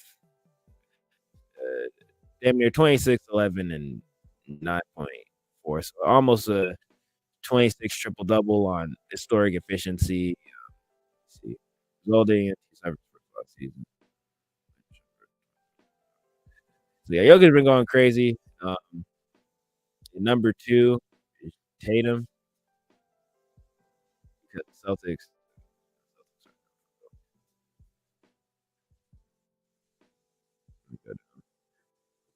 They refs to think of basketball in the NBA. Hey, shout out Thinking Basketball doing his thing. He a good NBA YouTube. Watch out Thinking Basketball. Okay, so Jokic is 1. Tatum is 2. Tatum and Jokic 1 because they're both the first seeds of their respective conference. And I just said, Tatum's averaging 31.8. So, you know what I'm saying? Luka is 3. He averaging 33.7. So they're 34, 9 and 9 because 8.8, 8.9. So they're a 34-point triple double. It's like I'm a Luka fan. I'm a Luka stan. So I'm just like, bro, give it to Luka a call today. That man doing his thing. I think that rush. Yeah, I gave it to Russ and Jokic a couple of years ago for their fucking seeding and shit. Even though their seeding wasn't good, but their numbers was going crazy. But nigga, Luka numbers going more crazy than them niggas shit in the past. So they should just give it to this nigga. But I feel like Luka had dropped 50 and 60 in the last 2 of his previous shit. Like before putting up his league 8 triple doubles, 35. Did nigga have 5th straight win, bro. Nigga just going crazy. Over that span, Luka's averaging 0.4 points per game, 58% shooting, 11 rebounds, a 40-point triple double. Like, Russ did a 30-point. This nigga Luka right now averaging 40-point triple double, and the Mavs are a 4th seed, bro. Like, and the Mavs team aren't really good. Like everybody else on that team is not it. Like Spencer Dinwiddie doing his thing. Christian Wood's kind of rounded out. They really been playing better since he been starting. Finally, fucking Jason Kidd let the nigga start. Outside of them 3, the rest of the team is not playing good. Tim Hardaway, all them niggas. KD, a 4th seed. He's averaging just shy of 30. All right, let me show y'all the scoring leaders because people basically saying like how Adam Silver basically did shit, how shit is like now, like how shit is now is basically like so cute to scoring. Like we're gonna go back and basically gonna go back in this time like 20 years from now and saying like this is like some time similar to back when Wilt was averaging like 50 and shit. You know what I'm saying? So let me see. Regular season points per game scoring leaders. All right, so I'm gonna show y'all the scoring leaders. All right, boom. So Luka was 1. He averaging currently today. He averaged 34, straight up 34. Man, that nigga 34, bro. Shit crazy. I'm not gonna lie, that's fucking crazy. And then Embiid averaging 33. Y'all averaged 32 with Shea. Shout out to Shea. He kind of like people didn't expect him to just jump out and average 30, but that nigga going fucking crazy. You know what I'm saying? And Jason Tatum is averaging 30, and KD and Donovan Mitchell and LeBron is averaging 29. So the top 8 niggas are basically averaging 30, and the top 5 scorers are averaging over 30. Like LeBron, D. Mitch, and KD, they averaging like 29, and KD averaging 29.9. So you can say KD averaging 30. So basically 6 out of the 6 out of the top 8 scorers is averaging 30, bro. Like, and normally there have been scoring leaders who average like 29 or some shit, like averaging 30. If you're averaging 30, you the scoring leader. You know what I'm saying? You going crazy. You going fuck crazy. Niggas is averaging 5 niggas is averaging over 30. Like this shit is like some historic crazy shit. People probably gonna go back and say like this year, this era of basketball, like the scoring era, the offensive era, defense doesn't matter. This and the third. Defense is taking a step back to some degree, but you need to acknowledge people who are good at defense, like Giannis and Embiid, who are really good defenders at their position and just in general. Defenders like Draymond, Brook Lopez, shit like that. I appreciate them niggas because they got to guard these niggas going fucking stupid. Donovan Mitchell dropping 71, some crazy shit. Luka was just dropped 60, 20, and 10 on some shit. Like, niggas is going fucking stupid. And niggas got to defend this, bro? Like, come on, bro. Like, it's not like back in the day. Like, back in the day, players, they was skilled. Not skilled like this. And they was really averaging more points because of possession. Niggas don't got that many possessions compared to back in the day. The pace is still up. I'm not gonna hate, but it is what it is. So that's what I wanted to say. Like, this might be like an offensive era, like a super offensive era, the bag era. Or some shit. That's what I'm calling it. We in the bag era. So yeah, bro. But shout out to really want Luka to win the MVP, but we gonna see how shit turns out. And then if we go back to standing, because of how team construction and whatnot, I think I don't think anybody in the West don't beat anybody in like for example, like, okay, so in the West, right? Hold on. All right, so in the West, I don't see any of these teams in the West really competing. Maybe if the Warriors get Steph back towards the end, he in shape, but I think he hurt his wrist or something. So I don't know how long he's gonna be out. I don't know if he's out for this. I don't know how long he's gonna be out. I might look at the injury report after this. But maybe if the Warriors round it out, I don't believe in the Clippers. I love Luka. I love his teammate Nip. The Nuggets probably can make a really good run just off the Jokic shit, and he got his pieces back, but they still not in on defense. The Grizzlies and the Pelicans, they good deep teams, but Ja kind of took a step back. Like, I'm really not seeing, because if you go back to the East, right, I'm showing you complete teams. Like the Celtics are a complete team. They're a complete team, deep bench, good coach, all that shit. 2 scorers that are their main one, Tatum averaging over 30 and Jaylen Brown averaging like 26, 25 on some shit, like lethal elite shit. The Bucks, Giannis, enough is said. He has won it before. He can do it again. And then the Celtics made it to the Final Four. Can do it again. KD is a champion. And Brooklyn really rounding out into shape. The Cavs are a real deep team. And the Sixers, I always think the Sixers are pretenders to me. Like, everybody be rooting for the Sixers, but I don't really. But at least them top 3 teams can really go all the way based off team construction, coaching, and how they've been playing. And I don't really see the same in the West to like a fully deep team. Like the West really top heavy, except for maybe like the Pelicans and the Grizzlies. They got a squad, but they still young, right? They still young. And the other teams, these teams all got like experience for real. You know what I'm saying? Like, really multiple seasons of long, at least the top 3, multiple seasons of deep postseason runs, of failures. The Bucks and the Nets both have champions on their team already. You know? Good veteran, all that shit. So that's my thing. So I think my big prediction is whoever makes it out the East finna win it all. Unless Jokic super activates, then I can see it. I really only see the Nuggets making it out the West at this point, but might be in contention. All right, so let's now go to the injuries. Who is injured? I want to see when the Steph comes back. That's not really determined. Really going to determine how I feel about this. Injury report. The injury report. ESPN. Because the injury report really going to tell me a lot and when people going to come back and all that shit. Because see, Gallinari out, Clay Capella is out, Caps out. I don't know how long Clay Capella out. TJ Warren day to day. Gordon Hayward out. Kelly Oubre gonna go do surgery. So, as of January 4th, what's Alonzo Ball? Let me see. Full coach said Friday the Balls make progress is recovery of left knee. He is regularly on the court shooting, which is good. Actually jumping a little bit while shooting. He's been doing some light jogging. He's progressing. It's just really slow, but there's definitely some improvement. He's actually doing more physically than last time. Okay, so there's progress. Okay, so with the Cavs, damn, they injured as fuck. Hold on.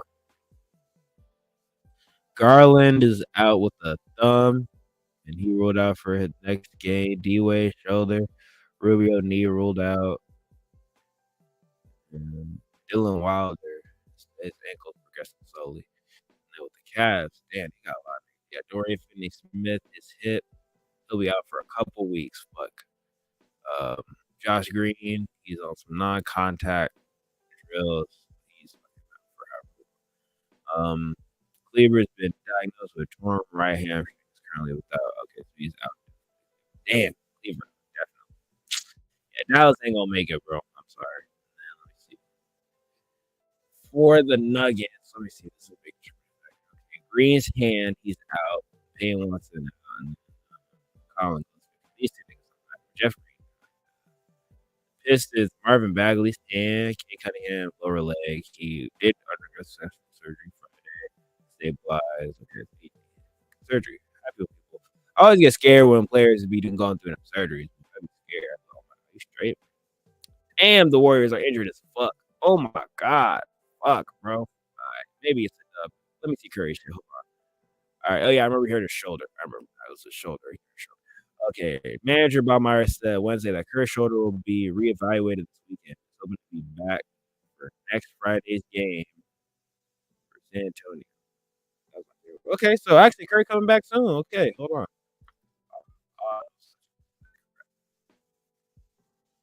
Okay, so if Curry's coming back soon, that's fine. Jonathan Kuminga's foot, he'll be out another week. Wiseman, he fucked up his ankle, be out. Wiggins, illness, clear to return to live practices. Okay, so he was sick by ankle. Iguodala's hip took part in the scrimmage, but he remains without a timetable. Okay, so he's still out, definitely. And Gishan for Rockets. Okay, let me see. Daniel Tice on the Pacers. Clippers. Nick Batum will not play Thursday's game due to right ankle. Paul George is day hamstring will travel with the team, but will be listed as questionable for Thursday's game. All right, so Paul George day to day. We'll see about that. And Lakers injured as fuck. Troy Brown, LeBron James ankle out for versus the Heat. Nigga Walker's knee. Davis's foot pain is just about dissipated, and he's trending on the right direction regarding ramp up return. So Davis is out, but he comes back. Brandon Clark day-to-day, Danny Green out. They don't even say nothing with Danny Green is out. Duncan Robinson undergo finger surgery after 4 weeks. Out. Nikola Vucic back 4 weeks. Fuck. George Hill is out. This one is important. The Bucks. So for the Bucks, George Hill is sick, and then Middleton's knee. He will not play in either leg of Milwaukee's back-to-back because he fucked up. All right, cool.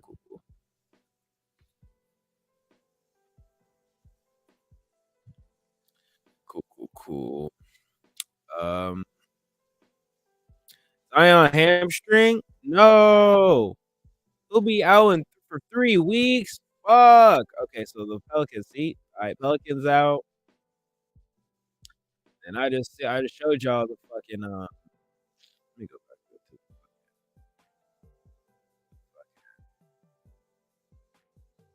it. Nuggets ain't that injured. Nuggets probably gonna make it out. Maybe the Warriors might make a run. If they do, they'll be a real low seed. Then Ingram, I know his toe. This toe has been on the court more of late, but isn't ready to return to game action. Okay.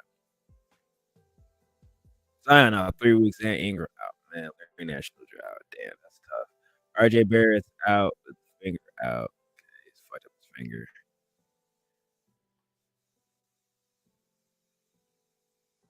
All right, so Chet Holmgren, he had this surgery. I did another procedure to remove the hardware from his initial surgery in August. Okay, so he's making in recovery, which is good. Can't wait to see him play. Bulls day to day, Jalen Suggs. He's always hurt. So D-Book is out with the groin for those 4 weeks. Okay, so D-Book has been out. That is why. Okay. He wasn't out. He just got hurt as shit. He had a groin injury. It's tough, man. Bad for the Suns. Cameron Johnson knees ruled out. And then for the Blazers, Grant Payton out. Justin Winslow out with the ankle. Nasir Little. It's out for 3 weeks. Fuck. Raptors, Otto Porter Jr. Porter isn't making any progress from a dislocated second toe. Damn. The Jazz called Sexton. He'll be sidelined for at least a week due to hamstring. Them hamstrings be fucking out loud. I don't give a fuck. Fuck. All right, so yeah, so basically evaluating it. So because Curry is gonna make a comeback, they're probably gonna wait. After that, he might rest. He might play every once in a while, but then after All-Star break, they're probably gonna make a big push. We'll see if how Wiggins is doing after that. Because, Jordan Poole's been playing pretty decent. But it's like, they've been winning, but they just gave him the ball and let him shot choke. I don't really feel like he's actually playing good. It's just y'all letting him take all the shots. So he averaging 28, 4, 3 and 3, or 3 and 3 or some shitty efficiency and 5 turnovers. Just awful. You know what I'm saying? They win, so who cares? That's really Draymond. Shout out Draymond. Draymond playmaking and defense be making the Warriors, bro. Him and Steph are the most important. Bro. I don't care what they saying, bro. Clay also been playing good. He been shooting good, but again, he's shot chucking. He can't get to the rim no more, based on what I've seen. And yeah, it's not looking good, bro. We gonna see. I mean, he's scoring right. And they've been on a winning record, and even though it's at home, whatever. I want to see how I'm worried. I'm gonna see how they continue to progress and whatnot. But go back to standings based on my injury report. Let me go back because I want to go and roast the team real quick. The Hawks, bro, they fucking suck, bro. They fucking suck. They're like the Celtics. They're like the 2019 Celtics, bro.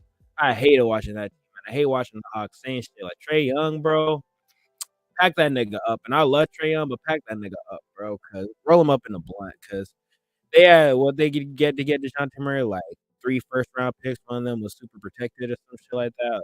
They had spent so much. Cause Kevin Huerter is now hooping on the Kings, and they at 50. They could have just kept that nigga one more year, done some shit.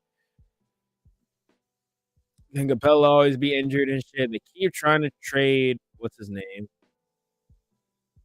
John. Fuck, I can't remember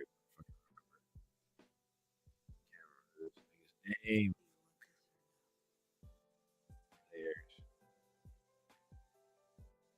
John Collins. Yeah, they keep trying to trade John Collins. That shit pissed me off. All the young guys are kind of getting good, but it's they really ain't just they be holding their coach, bro. I think they're gonna fire that nigga. And when they do fire that nigga, it's gonna be real tragic because it's he actually got y'all to the Eastern Conference because y'all actually bought in to play defense. Since then, haven't really bought in. They're a better team when Trae's off the floor. However, they kind of need Trae though because he another volume scorer. He a game changing volume scorer with the, you know what I'm saying? So you need a nigga like that because he's superstar-y, but he's literally an all-time awful defender. He's literally one of the worst defenders in NBA history for how good he is as an all-star, one of the worst all-star level caliber defenders. You know what I mean? So it's you can't hide the nigga. You can't hide him. In the playoffs, it becomes very apparent that you can't do anything about that. You know what I'm saying? 2021 might have been the fluky good year season. That's probably it. And that's really sucks. Really, I had them being the 5th seed, 4th, 5th seed type shit. They 9th seed. They the Bulls. Y'all went all in and swung and y'all missed. And that's okay. Like, you can't always predict like injuries, different shit like that. Clint Capella ain't playing, and that be the anchor of their defense and shit. Like, I understand like certain things in context why things are happening, but still, like, Trey wants to get this nigga the coach fired, and he also hates John Collins. That's why they always be shopping that nigga to get traded. Probably because Trey hates that nigga, bro. So like, it's really Trey Young. That nigga might be a locker room. The cancer. You know how they say cancer locker room. They was trying to put that on Kyrie. Really put that on Trey Young. But moving on, got my Trey Young little ran out the way. So pissed, bro. They said they're so mid. The Hawks are so fucking mid. Ah, killing me, bro. But moving on, Celtics have had a couple bad losses, back-to-back bad losses, but they'll bounce back and figure it out. I really see them doing their shit. So because of their injury shit, because I was really hooping, going fucking crazy for that little hammy. So I predict them falling in the seeding. Grizzlies probably gonna maintain. So the Mavs might rise up to the third seed and shit. Clippers might jump up. They're on a 3-game losing streak. Mavs on a 7-game streak. I can see the Warriors jumping over the Clippers soon. I see that Curry coming back. Warriors probably gonna jump up. Mavs probably gonna jump up. Pelicans gonna slide. Mavs probably gonna make a good run because Luka is just literally playing so crazy. Like, the only matchup you need a real team that could like defend him. So a good matchup, like a bad matchup for Luka is just the Warriors, Clippers, and the Pelicans. And you can argue the Nuggets just because the playmaker put him in Jokic, but there's like a lot of scenarios where like he can beat the Clippers now. Like, it's tough. Like before, it was like real close, but Kawhi not the same Kawhi, so he could beat them. They might be able to beat the Warriors because they are weaker, but probably not. I can see it going either way. I think it'd be a lot closer than last year. Let me say that. Pelicans probably like matchup wise. Grizzlies ain't doing it.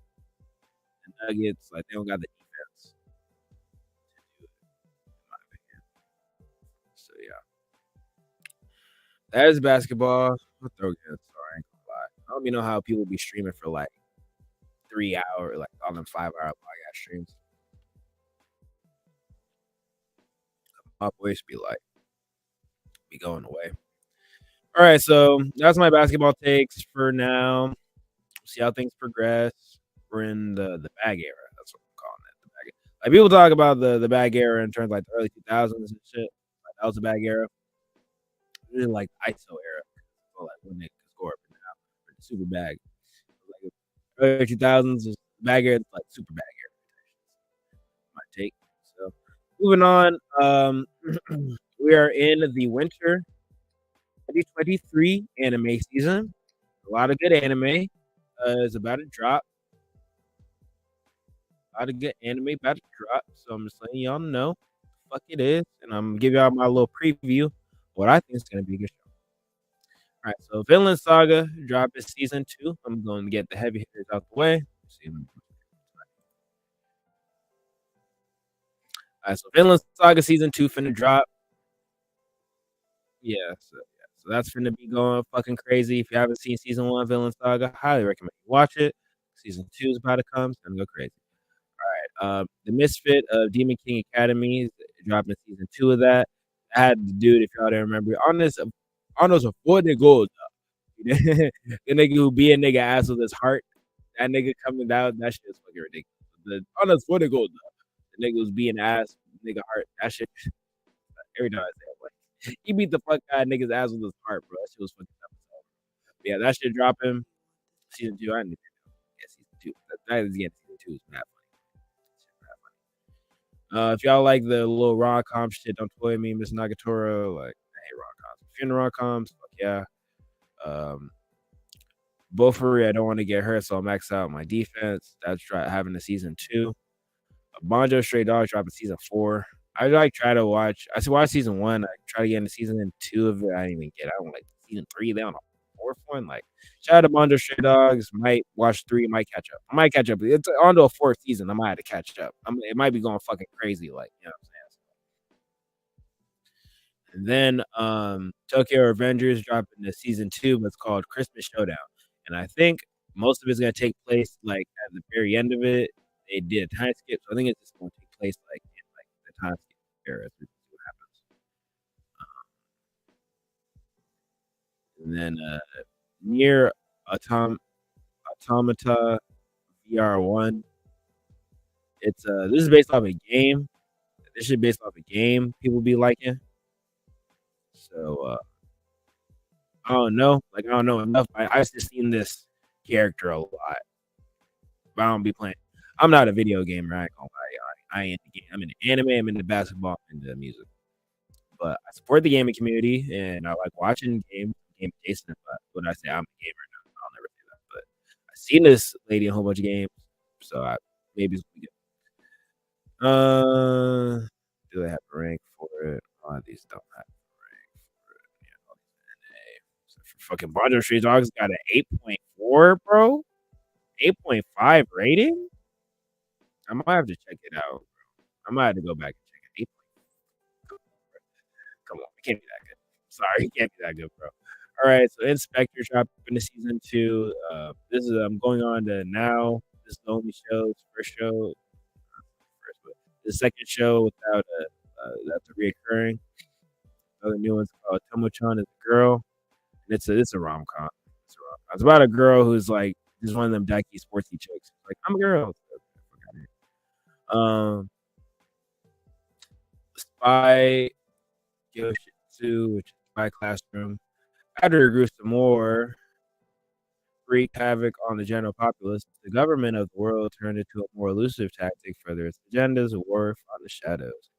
So, Lily, beautiful girl with white locks, is a student in many situations that trains used to become state capable spots. Fortunately, Spy scored well with written Spanish. She only manages to barely pass practicals, no real world to speak of. Her hopes of graduating are dismal until she is offered an opportunity to join the mysterious team, Tomoshibi, and we're taking impassable mission. So people basically are relating this to like assassination classroom. It's called Spy Classroom. It's like learning how to kill people. And then Izuran to pick up Girls in the Dungeon. I think it's like season 4, part 2 is dropping. So that's dropping. If you know I haven't watched season 4. I'll self-admit, but I want to watch the part 1 and the end of the part 2. Angel Next Door supposed to be rotten. It's fucking rom-com. It's gotta be a rom-com. It's like sort of slight novel theme school. It's fucking rom-com. I'll be into them rom-coms, bro. This is Kobuchan Won't Let Me Be Invisible. Another rom-com. There's a hella rom-coms dropping this season, bro. That's probably the only thing that's gonna fucking throw me off, bro. Hella fucking rom-coms, bro. And by the grace of God, dropping the season 2. I watched some of the season 1. It's another isekai. It was about a guy who's like working hella hard, and then he has some slimes help him out. He's like a slime tamer and shit. He be doing shit. Like, that's what that shit's about. That's crazy. Season 2. All right, this one's called The Ice Guy and His Cool Female Colleague. Muro is an office worker who belongs to a race of supernatural beings with strange power. Oh, this is another rom-com. It's a rom-com though. It's like a workplace rom-com with some powers. Hold on, let me read it real quick. Over these rom-coms, bro. Fuck. One more rom-com. Just rip my hair out, bro. All right, so Imra is an office worker who belongs to a race of supernatural beings with strange powers. Whenever he's in deep concentration, he subconsciously plunges poor co-workers into a close rendition of the Arctic. So he freezes niggas when he thinks? That's fucked up, bro. Even so, it's contrary to his icy powers, Imra is a warm, kind person. Bro, he's icy on the outside and warm on the inside. It's fucking rom-com, bro. He likes flowers, cats, but alas, he can't get close. He cannot get too close either. Himuro has a soft spot for his colleague, Fuyutsuki, a woman who has an knack for providing simple solutions unconventional problems. Whenever listen, fucking rom com, but powers, bro. I'm sorry, y'all in the rom coms. Check this shit out, bro. I ain't 7.25 rating. Fucking web manga source material. Read this shit if you give a fuck. Trigun Stampede is dropping, so I don't know if they're redoing Trigun or I don't know if this is like a re adaptation of Trigun or they continuing the story, but they're putting out a new version of Trigun. So if I like Trigun, tap into this. I'll probably gonna like it. I like it. All that shit. Okay, so and this other shit is called My Life as Inunaki Dog, which is like I think it's some reincarnation shit. But it's a nigga who likes this girl, and then he gets turned to a dog. Either he dies reincarnated to a dog or turns into a dog, and now the bitch he like is taking care of him, but you're a dog. I don't know why niggas want to be see if you like it, guys. Niggas, it's source web. Okay. That's a thing. Let me see the name. Negan Fusion. Adventures don't believe in humanity. Adventures don't believe humanity will save the world. Okay. Score is 7. Let me see. Here's this year. Light novel source. Action adventure fantasy. Okay. All right. Drop. Okay, so episode 1 of this drop. Okay, so some of this shit is really dropping for okay. So let me begin. The story begins with Nick. An experienced adventuring party is led by his mentor and father figure.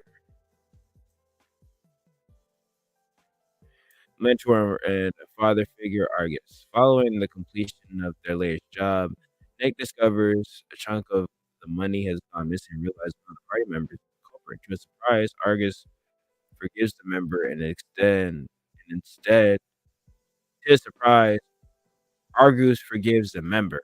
So the father figure nigga forgives the member and instead expels Nick after being accused of also embellishing funds. This is one of them scenarios when the hero gets kicked out of the party, which is another interesting theme of manga. It generally revolves around some revenge couples. One night, after several weeks in a downward spiral, Nick ends up at the local tavern where fate leads him to meeting 3 fellow adventurers. After a night drinking the four bond over their own betrayal and their destroyed ability to trust anyone. This is so okay. So this is interesting. Instead of just one hero getting betrayed by their party, it's a group of 4 other niggas who got betrayed by their party and probably form a new party out of that. That's interesting. Like it's like if Shield Hero met a sword, spear, and like whatever archer nigga, magic bitch, but they also got betrayed like Shield Hero. That's interesting. This is when Nick hatches on the idea for the 4 of them to form a party, thus begins the story. With the party of adventurers unite in their belief that humans are bastards and desire to make some money. Okay, I fuck with this. It's like, fuck everybody, I'm gonna make some bread. You don't fuck with people, I don't fuck with people. Let's all just go get a bag. I fuck with this. I'm gonna watch this. I just love the synopsis. I fuck with this. I fuck with this shit. Right. Yeah, shit. That's interesting. Plot. Because normally, like, the revenge plot has kind of been played out. This is a different plot. All right, so this is the second season of Fruit of Evolution. Before I knew it, I had life. So if you watched season 1 of that shit, see the girl in the background, she used to be a monkey, is now she's a baddie. And he's just being an adventurer. I think it's an isekai harem. There's bitches, a whole bunch of bitches. I think one bitch was a horse. Like, I don't know. Weird harem isekai bullshit. If you're into the harem isekai bullshit, you'll like it. If you don't like it, then you won't like it. You know what I'm saying? So, you see this? I don't be reading the Japanese shit because I'm not Japanese. I don't speak Japanese. I'm not gonna pretend to. So I'd be just looking at the shit to find the English version of it. But I only watch it in subtitles. I don't watch it. Fuck that. All right, so this one's called The Magical Revolution of the Reincarnated Princess and the Genius Lady. I seen the trailer. This was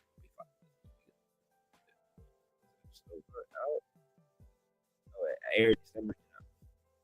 Okay. How many episodes? So this one aired already too. So some of these already aired, y'all. Yeah. Some of these already aired. Oh, episode 1 was streamed in advance. Okay. Gotcha. Probably stream once and then chill out. So ain't no episodes just one time. Probably because it was heavily hyped. Score is 7.81, so real high score. Despite her ineptitude with regular magic, Princess Anistia defies aristocracy expectations by developing magicology, a new magical theory based on memories from past life. So, kind of reincarnated. Right. So one day she witnesses the brilliant noblewoman Euphilia unjustly stripped of her title as the kingdom's next monarch. As when Anistia concocts a plan to help Euphilia regain her good name, which somehow involves them living together and researching magic. Okay, so two girls researching magic. Little do these two ladies know, however, that their chance encounter will alter not only their own futures, but those of the kingdom and the entire world. This is some interesting shit. Some fantasy, some isekai shit. Comedy, fantasy, girls love. So kind of on some rom-com-y shit, but on some isekai shit too. So this is also gonna give me some rom-com-y shit, but I like the premise more than all the other ones. Yeah, I like this one. It's not a fucking rom-com. And then this is another isekai. It's called Farming Life in Another World. I had seen this stuff. I had heard of this one a lot on the audiobook sector because that's how deep I am with that shit. I've been listening to the audiobook a lot of shit. So Farming Life in Another World real popular. Like people fuck with Farming Life in Another World, but it's isekai. It's like another version. Like there's two different types of isekai. Generally, there's like the isekai that's like high fantasy adventure shit. Goal 3. There's that the high adventure shit, deep fantasy, whatever the fuck, isekai type shit. There's isekai where a nigga basically it's harem shit, where it's nigga basically feeling all his fantasy that he didn't have in life. And then another version of it where it's like life was so shitty, but in this reincarnation, you're gonna just live pretty much a regular good life. It's a good regular life type shit. And you get done good type shit. Not OP, you're gonna have super strong and a million bitches, but just good enough to where, hey, you alright. You alright. That's Farming Life in Another World. Okay. Having died of sickness at age 39, Macho Hiraku is given an opportunity to go to another world. Asked what his wish is by God, intending to give him strength. He requests to have a healthy body, and then he's offered a second wish. He chooses to live peacefully. Then he's offered a third wish, which is be able to know the local language. And he said, fuck. Another wish, he said, I want to be a farmer. So, Farming Life in Another World, pretty much. So it's isekai, slice of life. So there's also a lot of slice of life isekais. Studio G, fantasy, themes, harem, isekai, reincarnation. There's probably these hella bitches in it too, but it's more on slice of life because it's not no action shit. It's really on some like chill shit. You know what I mean? All right. Let me see. This one's called Endo and Kobayashi Live, the latest on Tsundere Villainous. This is probably latest. This is a prior work. It's a rom-com. If you're on the rom-coms, just watch this shit. It's one of them rom-coms. I think it had them villainous games. There's a lot of otome games, which otome games are like them dating sim games. And, you know, a lot of them be around like the villainous, like people play the villainous and shit. Don't be trying to die. Whatever. Right. On the outside, Otome Villainous, Lisa Let seems foul in every way, purely evil character. However, as revealed in her diary, she was always hiding both her vain and true feelings for Prince Stegward, while she keeps this locked away in evil, which ultimately possesses her, leading to her demise. A tragic end to Tsundere Villainous. This is how the story always goes. Encoded into the game magically.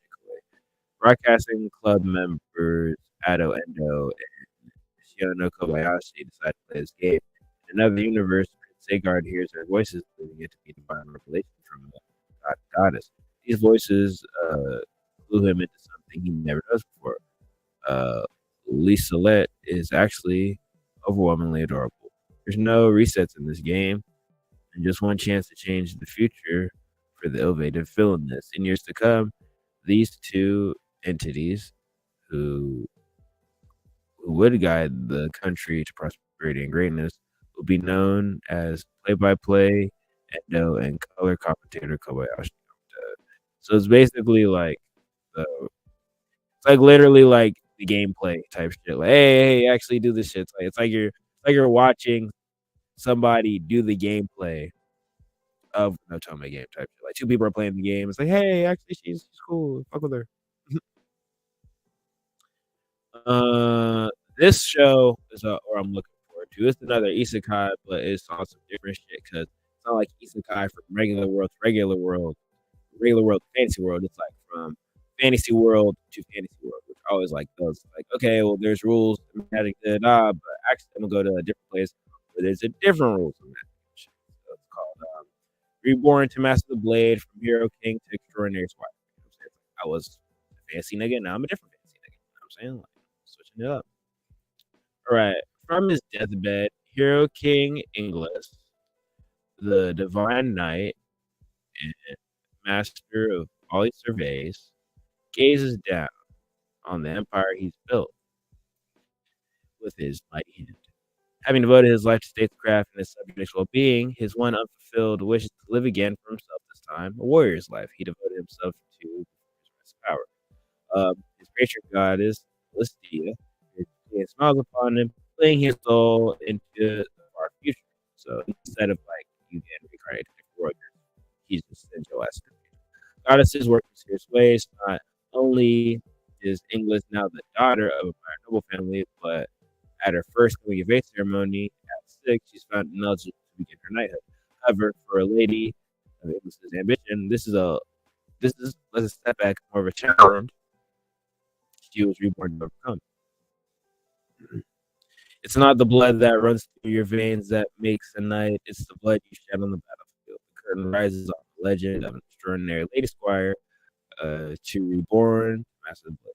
Yeah, this shit different. It's like you're a king, I'm this nigga, I'm the shit, and then I'm gonna be born just to square up and action fight some niggas. You see, it's themes, magical sex shifts, reincarnation, coming out with a big guy.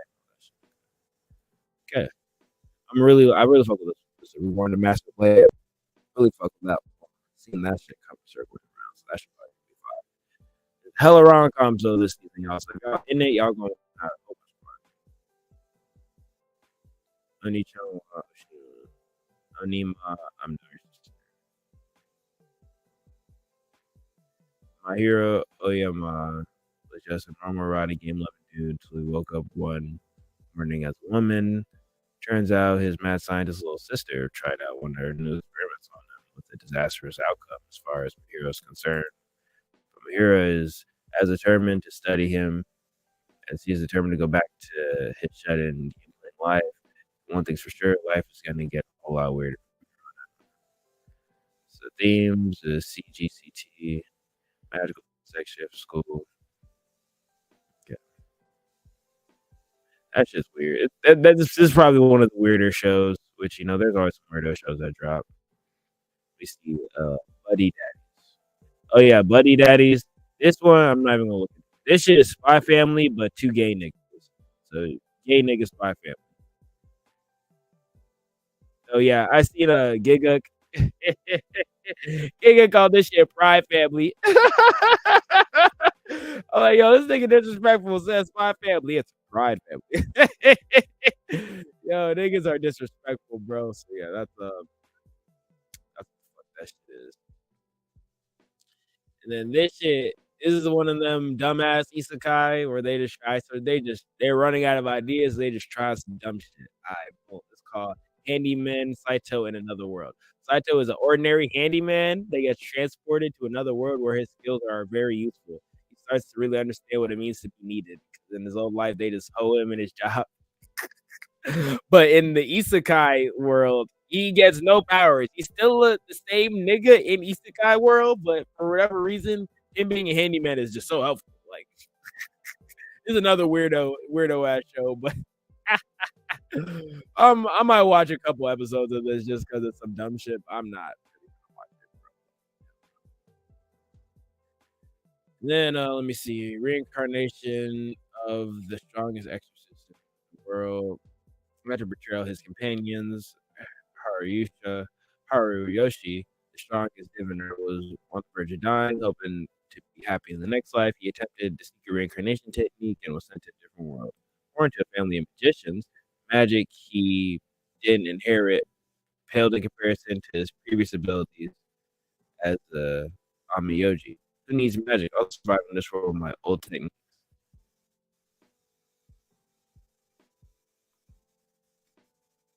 So this is great reincarnation shit, but this one probably this is the probably basic as fuck. This is one of the more basic ass ones, but I might watch it. So let me see. Ayakashi Triangle. Matsuri Thomas and Soto is a kind of child friend, one share ability to see Ayakashi Yokai in search of life force to devour. However, in high school, the relationship deteriorates as Suzu's one-sided feelings are growing. So this difference in Ayakashi, Matsuri considers all Ayakashi a threat to his friend, while Suzu is Ayakashi medium, someone who exudes a significant amount of life force compared to the average human and loves them all despite the risk. When the two stumble upon a talking white cat named Shirogane, they're unaware that this 400-year-old Ayakashi is the king of Ayakashi. They're unaware that that the cat is the king of Ayakashi, pretty much. He gets so bent on gaining even more power by devouring Suzu, but as Matsuri swoops in to try to save her by stealing Shirogane's powers, Ayakashi uses the jutsu to turn him into a girl. Okay. So Matsuri about to protect Suzu further harm her best friend, but he must learn how to act like a girl until his grandfather, a famous wind jutsu, his ninja, to undo the jutsu. Meanwhile, Suzu must work out her romantic feelings for Matsuri now that he's no longer a boy. If the girl likes a nigga, but the nigga turned into a bitch because of some fucking demon cat. Got you. When Matsuri takes the king as his pet, the future of the two friends. So it's more sex shift shit. It's a shonen. They're saying this is a shonen. Hell no, this is like style some rom-com shit. Hell nah. Hell no, I ain't watching that shit, bro. If it's a shonen, that means there's gonna be a lot of this. I might watch 2 episodes. Then this shit called Campfire Cooking in Another World with my absurd skill. Alright, so this is another one of them slice of life. So Campfire and the farming life shit, they both like the slice of life shit. This is another slice of life. So along with 3 other heroes, 27-year-old Mukuda Tsuyoshi is transported into a fantasy world to rescue a kingdom from a mysterious threat. However, it soon becomes clear that Tsuyoshi has been dragged into a summoning ritual by accident. His only skill turns out to be a food menu, which allows him to open an interface where he can purchase and obtain food-related supermarket items from modern Japan.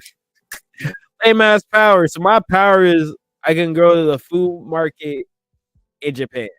I can go to the farmers market in Japan. That's my power. That's fucking lame as hell.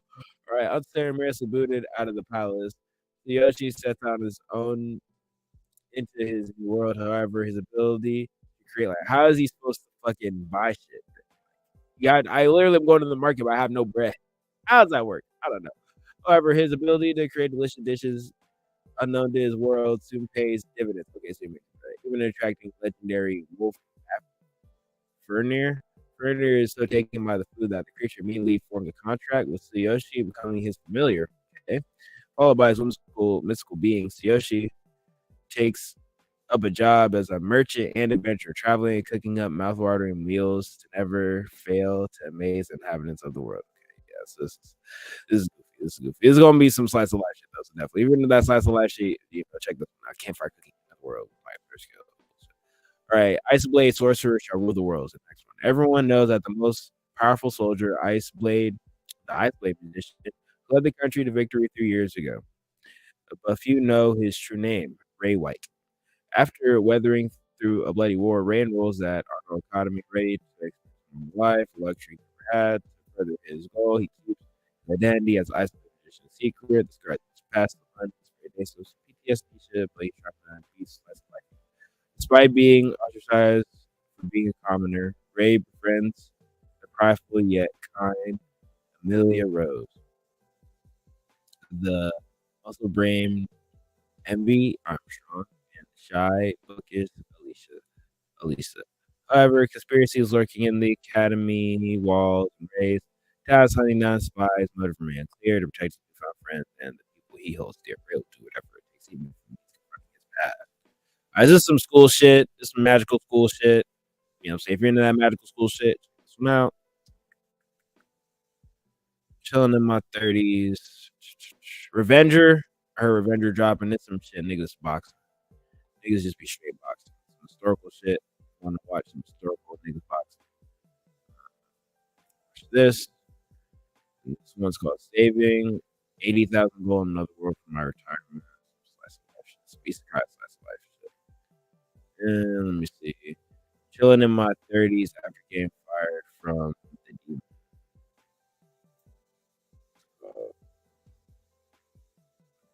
Chilling in my 30s after getting fired from the Demon King's army. Alright, this kind of says it all, doesn't it? Light novel, fantasy. Dark Soldier. Oh yeah, I heard this. He's a Dark Soldier who can't use magic, and then he becomes an adventurer. So the Dark Soldier, Dario, 30 years old, can't use magic despite being born in Demon Lord's army. He was fired for his lack of capacity, having been raised by the previous Demon Lord himself. He finds his adopted brother, the new Demon Lord, has a need for him. However, after rescuing a village girl from the forest monster, Dario divided into a village, which realized he be considerably more powerful than he thought. He becomes an adventurer and shit. Niggas be holding him in the Demon Army, but Nick, I'm about to go over here and make a bag. Fuck out of here. I love that. Fucking will make a bag. Alright. Tsurune, the Linking Shark. Protagonist Minato Naomori has reignited his passion for Kyoto, the Japanese martial art of archery.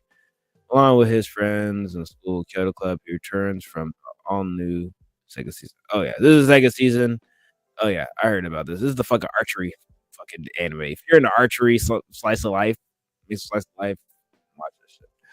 All right. Kana of the Great Snow Sea.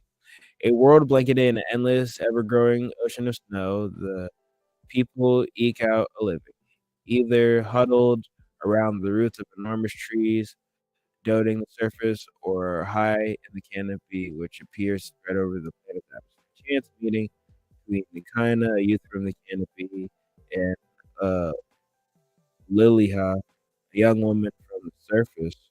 That's how change events, how change their world. I like when it's pretty open-ended like this. I want some that mixed media. I mean, it's original. Could be original. This is it's open-ended enough for, you know, saying like some other shit. The vampire dies in no time. This is some funny shit. It's like, nigga, this is like some easy to kill ass vampire. Nigga, some comedy shit. Tap in. Sugar Apple Fairy Tale? Hell no. Her mother passed away and decides to become a silver sugar master like her mother. A highly regarded occupation in the country of Highland, where very few masters of the craft exist. And leaves for the town of Lewiston Royal Family Sugar Sculpture Festival to become silver sugar master. She has to win the top spot to receive a royal medal. In this world, humans treat fairies as slaves. Take one of their wings to control them. Holy fuck, that's fucked up. Give me a wing, bitch. And reluctantly buys a fairy named Shelby, a bodyguard on wing on the way to lose. Oh yeah, and I think the fairies are like not like tiny fairies, like we imagine they're close to like elves, like big 20 year type. Dan is torn between setting Joffrey and needing a bodyguard on a dangerous road to the festival. So some Sergio love shit. Okay. Hickory No Hour, Fire Hunter Hickory takes place in the aftermath of humanity's last war. The world is enveloped in a black forest. People have to become infected with a pathogen that causes them to burst into flame in the presence of natural fires. When we see natural fire, it's instant combust. The only safe source of fire can be obtained by hunting black beasts, flame spirits, which reside deep in the forest. Among the fire hunters, rumors of the king of the fire hunters began spreading recently. An individual who would be able to harvest the man-made star, the Millennium Comet. The story revolves around Toko, a village raises a girl, and Koshi, a former student in the capital. The encounter between the two, who are not supposed to cross paths, will change the fate of the world. Oh. All right, so that looks interesting. Level and Spirits, Monogatari. There's some mythology sign in. It's on some Tsukogami spirits or Marbitu can possess objects of considerable age and gain physical form. Although he's part of the Sonomi clan that is in charge of peacefully sending them back to their own world, Hame Kunatu despises them because one of them took away what was very precious to him. In order to cure him of this loathing, Hiname's grandfather sent him to live in the boat with Oten Nakatsuki, a girl who is master of six friendly Tsukami lives with them as family. I hate these people, but with this girl fucks with them. It's also mythology shit. Magical girl shit. Not magical girl, also, magic ghosty shit. Interesting. Heroes of Cold Steel. Giant Beast of Mars. This is like on some kaiju shit. I seen it. It's like some kaiju shit. If you like some giant monster fight shit, Great Beast created the land, but humans stole it. Angered, the beast began eating humans. Called upon the gods to fight the beast. Age of Sword, Heroes mythology. Giant beasts are hunted by human prophets. So it's like kaiju, but it's not on like some futuristic shit with fucking Gundam. It's like kaiju, but back in the day. Oh, it's just niggas with swords. Alright, that's that. If you like it, you like it. This might be interesting. Oh, I seen this. This is an original work. This shit's called The Legend of Heroes, Sign of Kiseki Northern War, or Legend of the Heroes, Trails of Cold Steel. And then this is like some political drama shit. I think it's based off a game. Yeah, it's based off a game.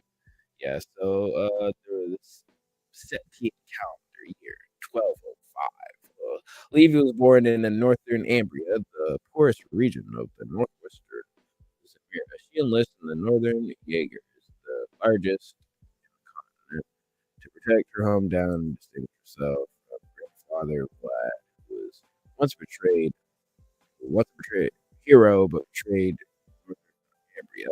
Her devotion to her missions often earned her violations of regulations. One day she's ordered to assemble a platoon with Martin, Isra, and Tilion for a possible spy mission to Umbria to gather information on the Imperial hero, mysterious threat to North Ambria. Yes, this is like political drama type of Tales of Outcasts. Wisteria is an orphan girl living in the corner of the British Empire at the end of the 19th century. Her life is desolate until she encounters Marbus, a powerful but equally lonely immortal being with a furry appearance, hounded by hunters together. Wisteria and Marbus roam the empire, populated by humans and human-like people in search of a place where they can live together in peace. Okay. Sorcerer, Stabber, Orphan, Chaos. Third season was some shit. Technoroid Overmind. Technoroid Overmind is set in the entertainment Entertainment Tower, Babel, a new hope found by those who have lost the joy of life. Humanity's activities are restricted due to a large-scale climate change caused by activated sun. The anime depicts unique units and characters fighting for the top of Babel, pursuing emotions that move people and androids through performances. Themes. It's like it's an idol show. Okay. This might be. That might be a sleep. This show might be a sleeper, but it might be trash. I don't know. Combat sports show, man. This is some slice of life. I feel like some slice of life. Mao Ipo again. After one last tournament and embarrassing loss in the final round, Michi decides to call it quits and sports and judo. This is some judo anime. If you're into judo, you know what I'm saying? It's some judo, but with bitches. Bitches, judo. It's one of the, I think it's under the thing of cute girls do cute things. So, fuck with that. Short anime based on 4. This one's called Neutron Anime. Some idol shit. Looks like some trolley shit. Y'all got that shit. D4 DJ All Mix, 2nd season. Oku no Robuta. Order maids are popping in every household. No, I got that shit. Card fight, 2nd season. If you're in a card fight, watch that shit. Night up, there's nothing else. Leg.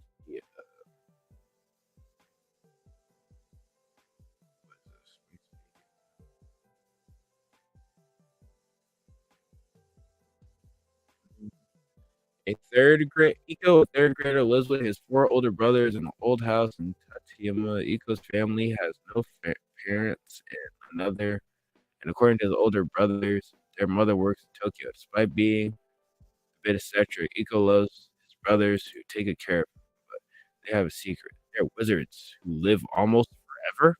Okay. The story unfolds as a family summer vacation in a seaside town, happily living together while being caught up in the world of wizards. So it's a wizard shit, but they're immortal. I guess. Pelagia Natsu Yasumi no Monogatari. If y'all like that, watch that, I guess. I don't know. Yugari Skypeaker no synopsis. KJ File 2nd season. I don't know KJ File. Y'all know KJ File is. Woo! That's all the anime coming out. That's it. And then the shit that's continuing, some One Piece, some Boruto, some My Hero, Eminence of the Shadow, go keep going. Hey, Detective Gonad, Blue Lock, keep going. Let's go. East Ocean, to Eternity continuing. Earth Yatsuri continuing. Golden Kamuy continuing. Cranion, Shinchan continuing. Demon School Season 3 shit. More demons. Chill at the sea, play cool guys. High card. Oh, I heard high card finna drop. Oh, this is some shit finna come later. November. So it's already started. Let's just get to it. Let's start. Eternal Boys. I don't know about the other shit. I don't know. Those are all the ones, all the shit I just covered, the shit that finna drop. So if you want to fuck with that. Yeah, I gave y'all basically a rundown. Ooh, I went over time. It's late as fuck. And I go over tomorrow. So I'm about to be out. But I just gave y'all a whole bunch of animes. If you check them all out on my anime list, you go to the winter season 2023, you can find all that shit. And then you can find out how to watch it on some Crunchyroll, on some legal shit, Funimation, whatever the fuck you watch your anime on. Yeah, let me know how that shit goes. Woo! Oh man, goddamn. I just gave y'all the work, boy. I just gave y'all anime recommendations, bro. All right, B, I'm about to get off. Love y'all. Thank y'all for tuning in.